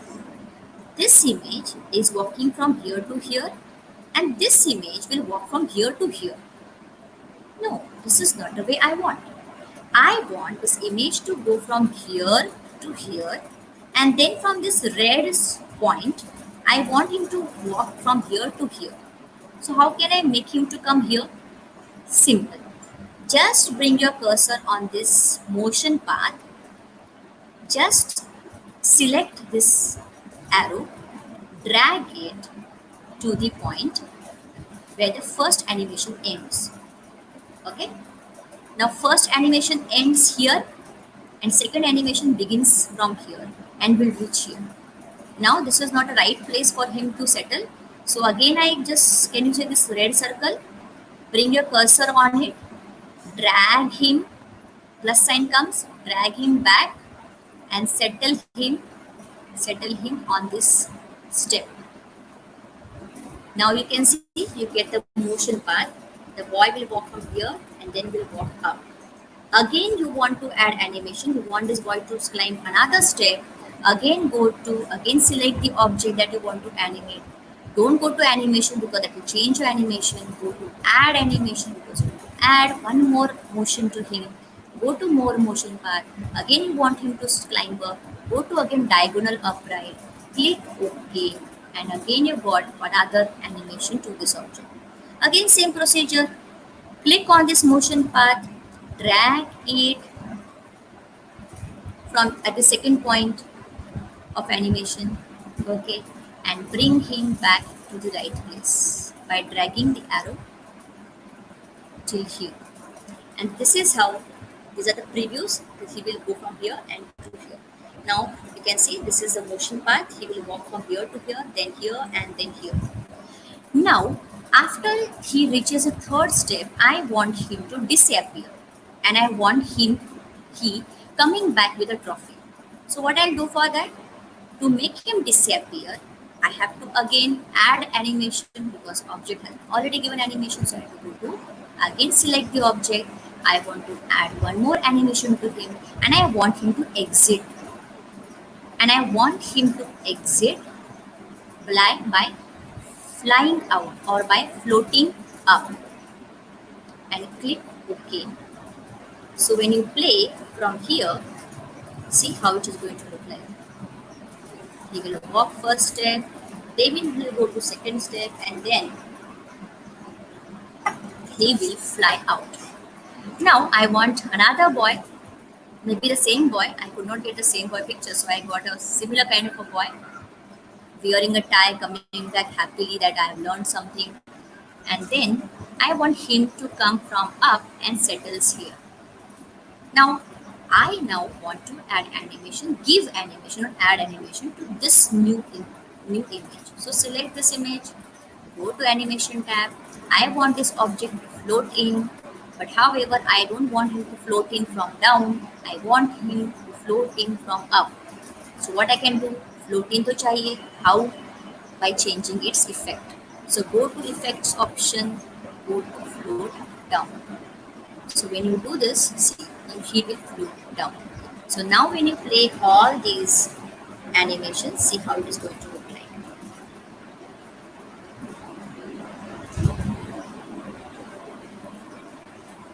Yes. So this is how, depending upon your topic, see, you all teachers are very creative.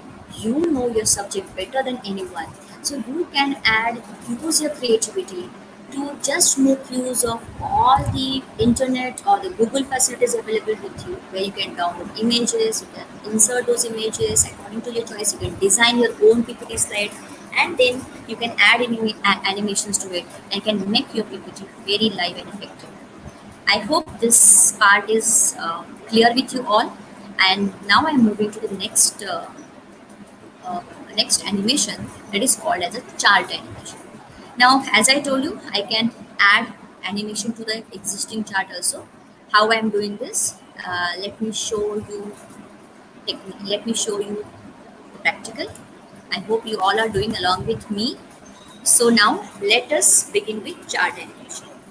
To animate a chart, let us first have a chart on our slide. For that, you know that to get a chart on a slide, you have to go to what? Yes, insert option. Here to get a chart option, click on the chart. In the chart window, this gallery opens, giving you so many varieties of charts.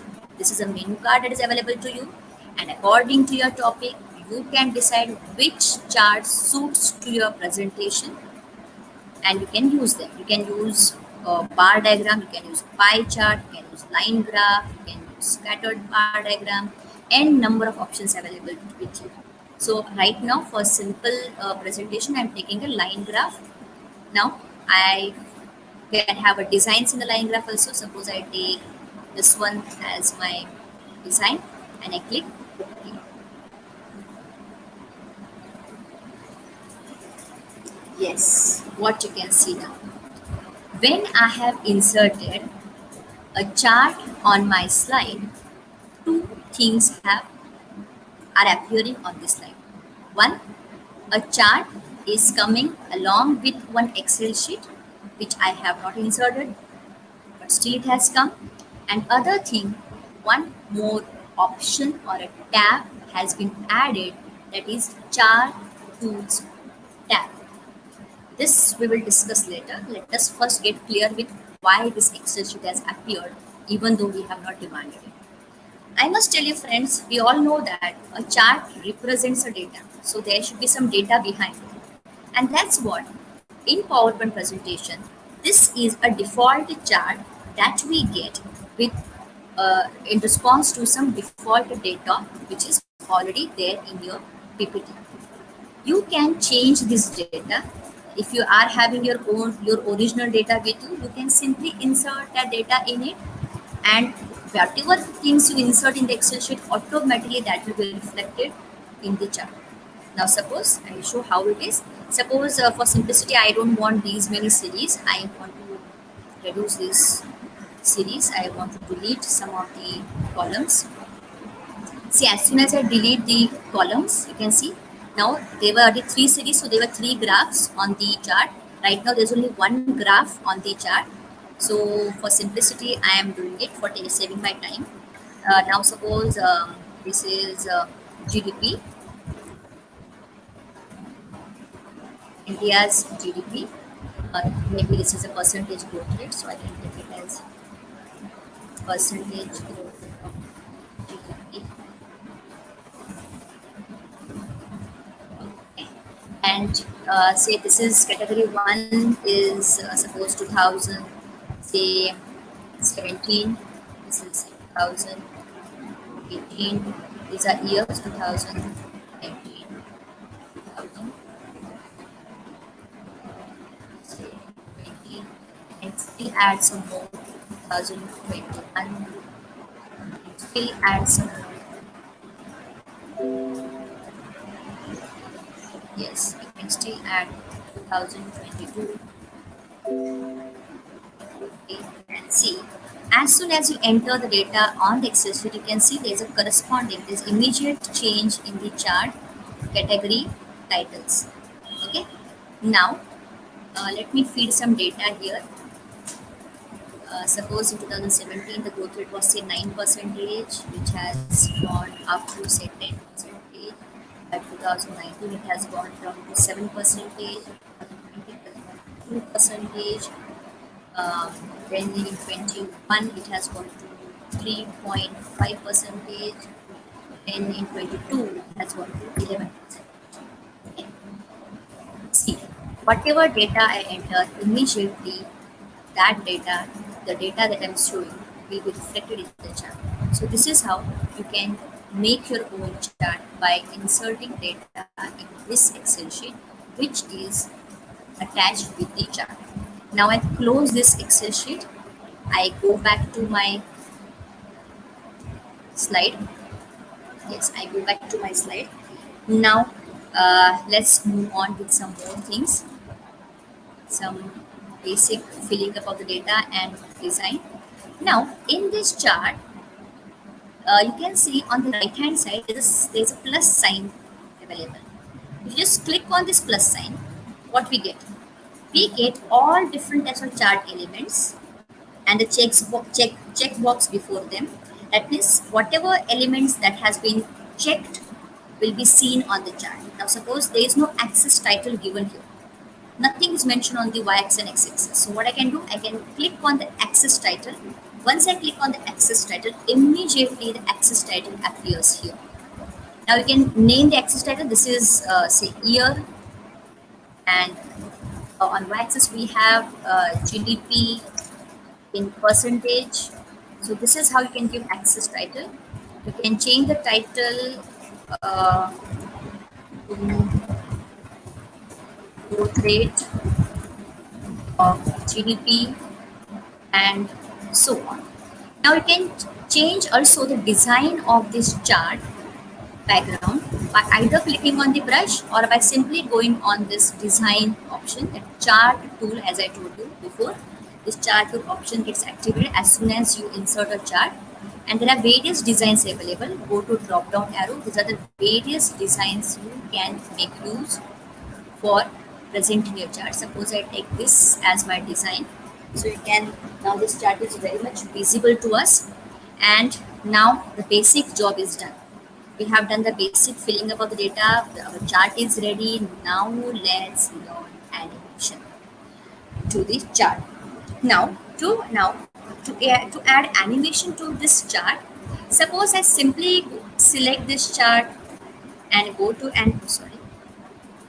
simply select this chart and go to animations and give it animation, say wipe, whatever. The entire chart has appeared along with this graph, along with this trend in the growth rate of GDP. I don't want this to come all together. I want first the background should come. Then as I make a mouse click, this year-wise data should appear in the form of graph on the chart. For this, what you are supposed to do? Please, first of all, for chart animation, it is preferably you should go for wipe animation because that looks more suitable for the especially charts. So I have already selected a wipe animation for the chart. So first give one animation to your chart. You cannot give multiple animation to one chart. So select main animation, one animation to a chart. I have taken wipe as my animation, but I want the chart to come from left to right. So you can see it is coming from right to left. So I can change the effect option, change its effect by going to effect option. I want it to come from left. So this is how it is going to appear on the screen. Now I want this graph to be animated. How I can do this? Just go to animation pen. Okay. Click on the drop down arrow. Again I repeat, you have already given animation to a chart which is visible on the animation pane. There's only one content that you have on this slide, that is this, which has number 1. This is number 1 that has been animated. What animation you have used? Just bring your cursor on this label. You can see it is a wipe animation that you have used, but now you want to animate the graph inside it. So just bring your cursor on this, just make a click on this label, go to drop down arrow. After clicking on drop down, this window will open. Go to effect options. In effect options, go to chart animation. Okay. When you click on chart animation, you can see group chart and the command is as one object. That means computer has taken a command that entire chart should come as one object on this slide. But you don't want it in this fashion. You want a background should come first and then the year wise data should appear on the screen. For that, go to this drop down arrow, click on it, and you can see there are 3 ways by which you can animate this chart. One, by series. Right now for the current data, I have only taken one series, it is India's GDP. Otherwise, if you have 2-3 countries data, you have 2-3 graphs on this chart, and thereby according to country wise also you can animate that object, the graph. Right now I am selecting by category because there's only one series, so there's no point in giving animation to one series only. So now when I click by categories, by categories I mean here the year wise. Categories matlab this is x-axis and series that means y-axis. So when you select by categories chart animation and just make a click OK, then see how this graph is going to appear before the students. So this is how simply you can add animation to your chart. It's least time consuming and simplest way to make your chart more engaging, more interactive for your students. You can ask question in between before clicking the next part of the graph. You can ask question to students. What if what will be the next trend of the GDP? And thereby they will be live, will be very engaged within your classroom. So now with this, I think the chart animation is done. Now this is last slide. Thank you. Here in this, I can also tell you the text animation in this. Now suppose this is your text and I have given some animation to it. What animation I have given? I have given a wave-like animation. So when I run the slideshow, this is how it is going to appear on the screen. I can change the animation also. Suppose I want it to say, suppose I want it to float in. Now, after this text animation has been done, you can also do some more animation to it. For that, just go to drop down arrow of the animate object. Just go to effect options, and then you can see in the effect option, there is one option called animate the text. How you want to animate the text? Do you want all this entire sentence or a word to come all at once, or else you can make it to come by word, or you can make it to come by letter. Suppose I make it to come by letter, then see how it is going to appear on the screen. So this is how you can add text animation to your object. I hope all these different types of animation that I have told you, it's clear to you all. We have learned text animation, we have learned image animation, we have learned how to insert the GIF images, copyright images into the slide. We have learned smart art, inserting, and how to animate the smart art, and we have learned chart animation. So after doing the animation to your PPT, now we can convert this PPT into a video. So my second part of the session, that is technical session, PPT animation, has been done. Now I am quickly moving to the last part of the session, that is how to convert your PPT into a video. Okay, so let's begin with the last part.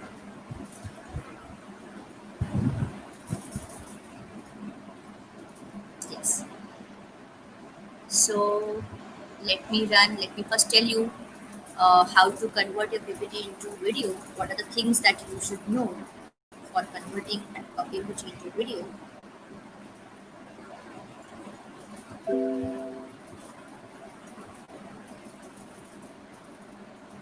Yes. So let's see PPT video making that we can do. See here there are different logos that you can see. These are different icons which are nothing but icons for free screen recorders. These are the various screen recorders apps available for your desktop. Like we have ice cream screen recorder, we have DU screen recorder, we have AZ screen recorder, we have A Power Soft screen recorder.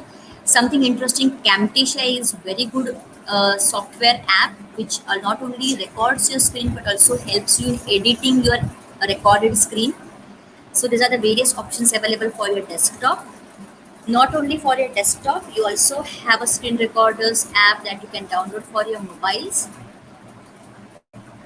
For today's session, I am taking the simplest software. This logo is of a power soft screen recorder that today we are going to make use to learn how to record the PPT screen, convert that PPT automatically into video, which you can share with your students. Friends, I have already requested the panelist to share with you all the link. I have already given them a link of a power soft screen recorder. So I request the panelists to please pass on the link to our participants so that they can immediately have a hands-on. And don't worry, even if you are not able to download this software immediately on your mobile or a desktop, not to worry, it's a YouTube video. You can later on also view this video and can do hands-on at your home. So let me begin with the A power soft screen recorder. Now friends, when you want to when you want a power soft screen recorder, go to Google,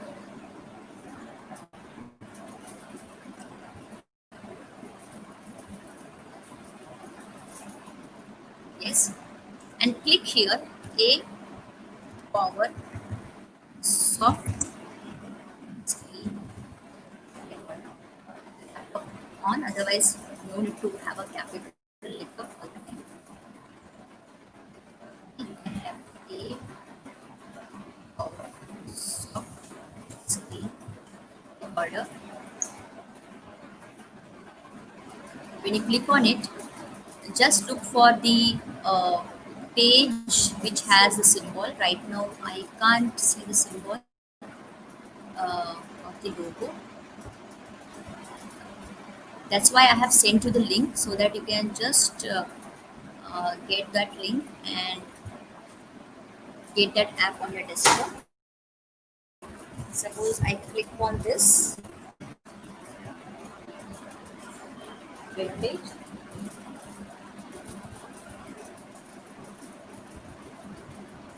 Yes, can you see this page will open a for soft screen recorder where you have two options, that is you can record your screen online by just clicking on the this option, start recording. Suppose you click on this option, what happens? It takes some time. However, what has happened? When you click on the start recording online, the computer or this app is asking you to also download a launcher. So I personally feel as such you have to download some of the other executive file. So why to record your screen online? why not to go and download the app? So just click on this download app and automatically your A-Power soft screen recorder within 5 to 10 minutes will be downloaded on your desktop.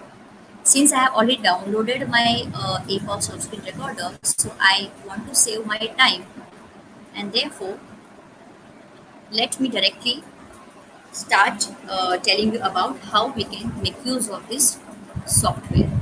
So let me click, can you see this? I have downloaded this software and this logo is there on my desktop.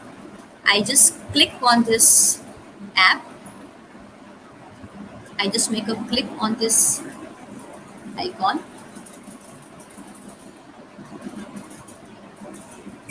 You can see,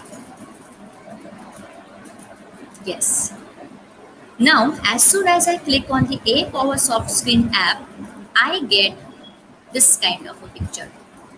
This is actually a screen. You can see this highlighted part. This background is blurred. That means this is not your screen in the A Power Soft Screen app. Your screen that will be recorded is only this much. The one which is highlighted one, which is brighter one. Okay. Now you may feel such a small screen. Don't worry. You can resize this screen by just dragging it out or dragging it in. As much as you want to, as much screen you want to display or record, that screen you can just select manually by dragging it in or out. Or simply you can go to this option full screen, because when you run a PPT slideshow, obviously PPT will be running on the entire slideshow. So just click on full screen. See, as soon as you click on full screen, you may not be able to see this, but this entire screen now is going to get recorded. Not yet recording has started, but it is going to get recorded. So I'll just bring it back to the original size. So suppose this is my screen size which will be recorded. Now let us first understand some basic toolbar which are essential to record your screen. The first option in the toolbar, you can see red color button REC, that is a record button. That is, by clicking on this button, you will get a countdown 3, 2, 1, and it gives you a time, gives you a warning. Okay, now let's begin the recording. And then once point number 1 comes, go, you can immediately start speaking, giving audio, and you can run your PPT, and then after you stop the PPT, that becomes a video. Okay, so this is your record button. Now when you click, the next option is this, like a TV screen option. Just click on this up arrow. You can see there are 2 options available in this screen recorder. One, that is the computer is asking you that whether you want to record a screen or whether you want to record a webcam. When you are recording a screen, obviously the screen will be recorded. Suppose you select webcam, your webcam will be recorded. So for the time being, I don't want my webcam to be recorded. I want the screen to be recorded. Okay. So this is how you can select. You can make your own video or you can create a video of your screen. Now next you have to decide what sound system you are going to make use of by going to the third option, that is mic option. Just click on this up arrow. See, there are 4 main options available. Do you want to use system sound? If yes, click on it. Do you want to use microphone? Yes, then click on it. I suggest you, if you are recording your PPT, it's always good if you make use of microphone option. You can also have system sound and microphone together, but again I suggest you preferably make use of microphone, because less outside voice can enter into the video. And if you don't want to have any audio sound to your video, then just click on none. So I have right now selected microphone as my option to record my audio. Now these numbers are nothing but the size of the screen. As soon as you resize this screen, you can see this number is changing. This is just giving you number, the size of the screen. These two options are of no much use. These are only available for paid versions. Right now I'm using the free trial version. So the most important tool that we are going to make use is this three dot button we are going to use. So let's click on this button. We get a setting option. Just go and click on setting options. Once you click on settings, you get two types of settings on a PowerSoft screen. One, recording setting, that is what settings you want to set for recording your video. Uh, but I suggest you all don't change this default setting. This setting is given by the company itself, and I personally am not a so much techno savvy, so I don't change these settings. So if you are a teacher and just want to get a good video of your PPT or your own video, just don't change the setting. This is the best setting available. Hi, yes, you can change the mouse style. If you want your mouse to be seen on the screen, then go to show hotspot. If you don't want your mouse to be seen on the screen, then hide hotspot. Okay, so this setting you can change. Importantly, when you are recording your screen, the output that will be generated, that will be a video, can be saved in various formats. It can be MP4 format, it can be WMV format, it can be FLV format. So any kind of format you can decide, and in which you can save your output video. But I suggest MP4 is the best format because it is compatible with most of the systems and most of the platforms available. So with all these settings which I have not changed, I just go to general settings where I have not many things to set. Now interestingly friends, be very careful with the general setting. In the general settings, you have got some hotkeys to be fixed. Now, when you want to record your screen, while recording, you need four kinds of command that you wish to give to your software. First, when you want to start your recording, you need to give a command to the software key. Now let's begin the recording because there is no button as such on this screen, on this app where you can click and start recording. So you have to fix a command on the list of keyboard keys available. So these commands like start recording, stop recording, pause recording, show and hide toolbar recording are the four main actions that you are going to make use while recording your screen. Now let's take an example. Suppose I wish to start recording. So for start recording, select this option start recording. Right now I have given F1 key, our one of the function key between F1 to F12. F1 I have allotted as my start recording screen command. Just if you want to change this F1 key, just go to this drop down arrow and you can see you can use any one of the function keys from F1 to F12 to be set as a start recording button. Also, you can make use of any alphabetic keys that is available on your keyboard. You can set Z, which is very close to your left hand, so you can select Z as your start recording button. You can make use of say Q as a first button on your keyboard, alphabetical key on your keyboard as start recording button. So it is your choice which button on keyboard you want to make use for starting your recording of the screen. So you can decide on your own. Now suppose you feel that only one button is not sufficient to start my recording. So you can click Control and F1. See, can you see? Immediately Control plus F1, these two key, that is at the same time Control and F1 you have to press to start your recording. You can also go for Control, Shift and F1 to start your recording. You can also go for Control, Shift, Alter and F1 to start your recording. But I definitely know that no one would like to have four keys to be pressed together to start a recording of the video. So keep your command keys very simple. Right now I use F1 as my recording screen start recording option. Go to now stop recording. Same way as start recording. For stop recording also, you have to decide which button on the keyboard to be used for stop recording. Again, you can go to drop down arrow and you can select any one of the options available that can be used to stop recording of your screen. Right now, I have used F3 key of the function keys to stop my recording. Actually, stop recording option action is very rarely used. It's only when you want to stop your recording, then only you are going to make use of this key. So I've kept it the F3.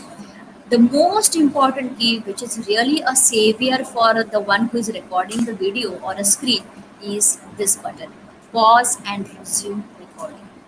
See, we are social animals, so we are living in the society. So obviously, the outside things are going to enter in your recording, and therefore you can avoid those things by giving a pause or resuming a recording. Suppose you're recording a screen, you're giving your lecture and recording that on a screen, and then all of a sudden a dog is barking outside your window, and that voice is also getting recorded on in your video. So that will spoil your entire video. How can you avoid this? As soon as the dog starts barking, you simply click on the pause recording button. Let the dog bark as much as you want. Once you finish it off, you again can click on the same button, and then you can again resume recording. And this is how you can have a recording of your video.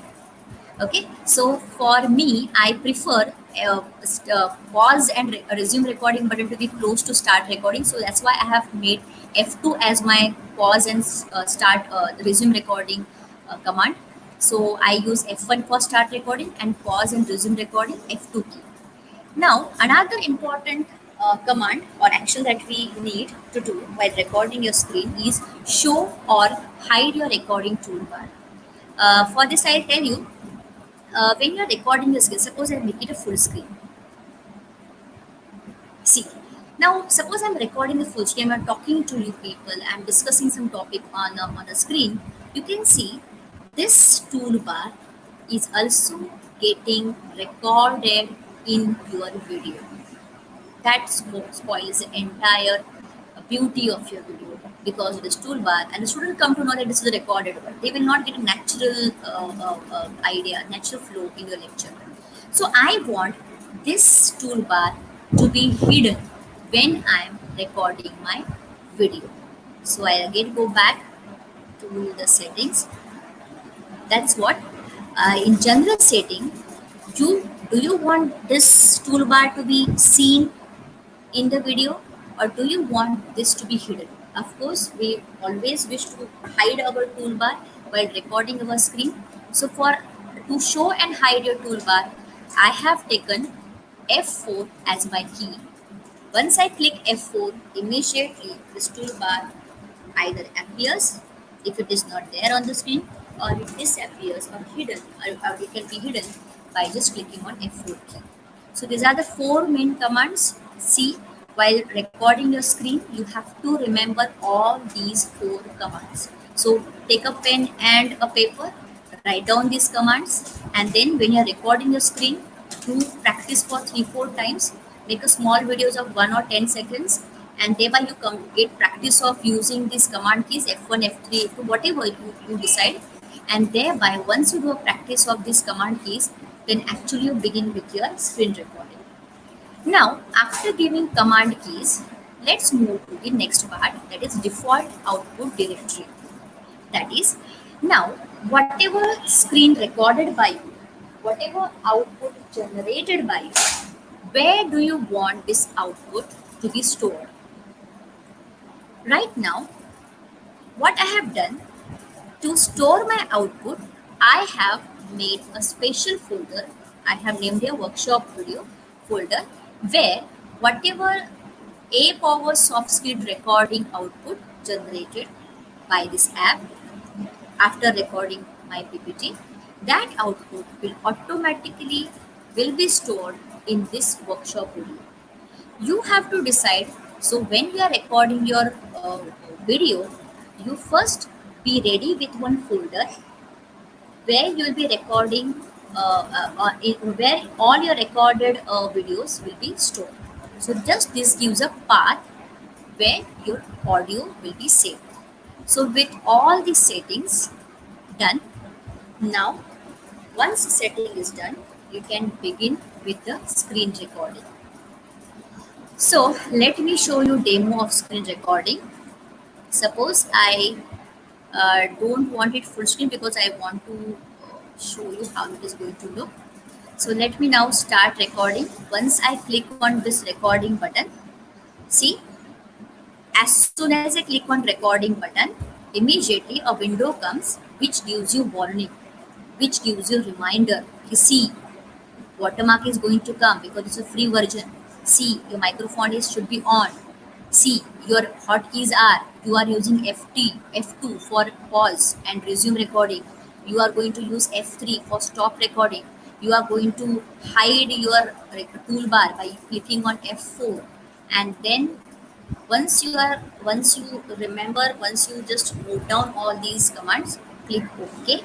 As soon as you click OK, see, countdown begins, and this go. With this go, first click on the hide toolbar button. That is, for me it was F4, and you can see this screen window, only this part is going to get recorded, not the whole screen of my computer is being recorded. Now suppose I want to run a PPT. Here I can show my say demo PPT, then that will be recorded here. Yes, my PPT is appearing on the screen.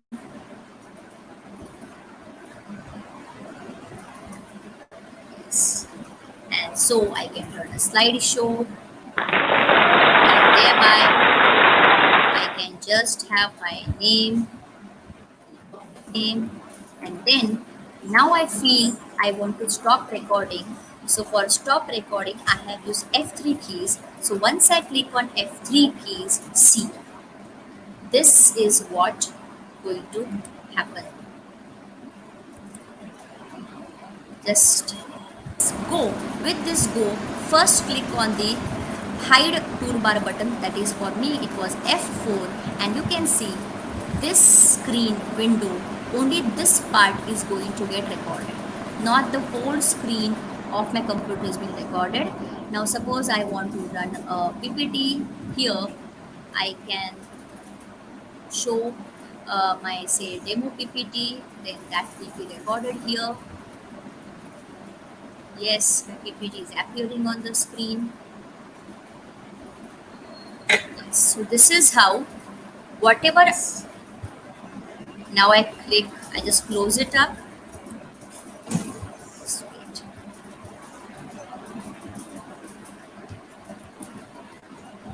Let me close my PPT first. Yes.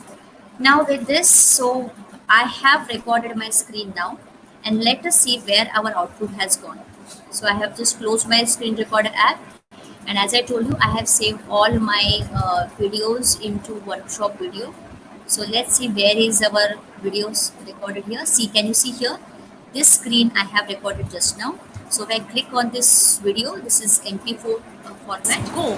With this go, first click on the hide toolbar button. That is, for me it was F4, and you video is going to look. This screen window, only this part is going to get recorded, not the whole screen of my computer is being recorded.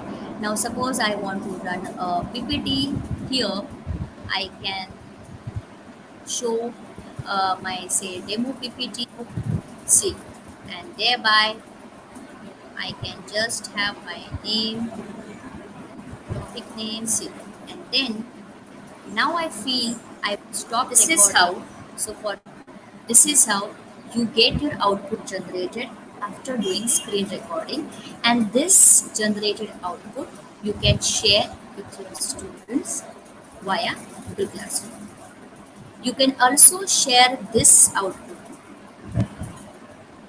via YouTube also. So this is how this A-powered soft screen recorder works to record your screen or a PPT, and that automatically converts it into video which you can share with your students. So I hope uh, all these three parts of my technical session are clear. Um, if any doubt, let me know. So I'll now stop sharing my screen and let me know uh, any doubt if you have regarding this feature.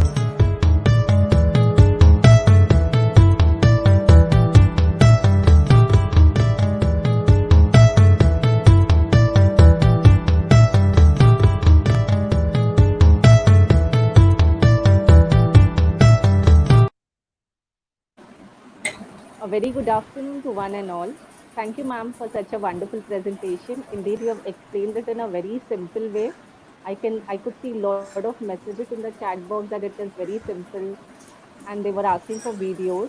So, dear participants, the video will be there on the YouTube link. You can anytime go ahead and see and then try it on yourself. Okay. Ma'am, let's move on with our question and answer session. We have some questions from our participants.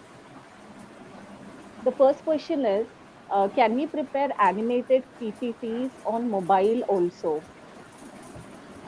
Yes, Is you it can make possible? animated PPT, but I really doubt whether you will get all the functions easily available on mobile. I suggest you it's Okay. very easy to make use of laptop or a desktop because many Hmm. animations are quite tedious to do. So it's always better to make use of desktop rather than mobile. Okay.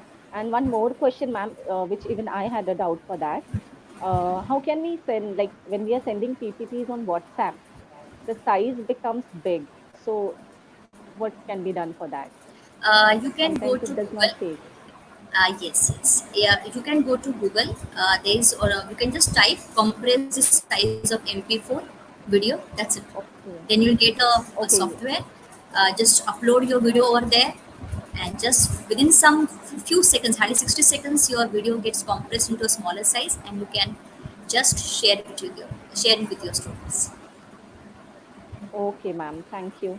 Ma'am, one more question we'll take up. Can we create PPTs for science experiments?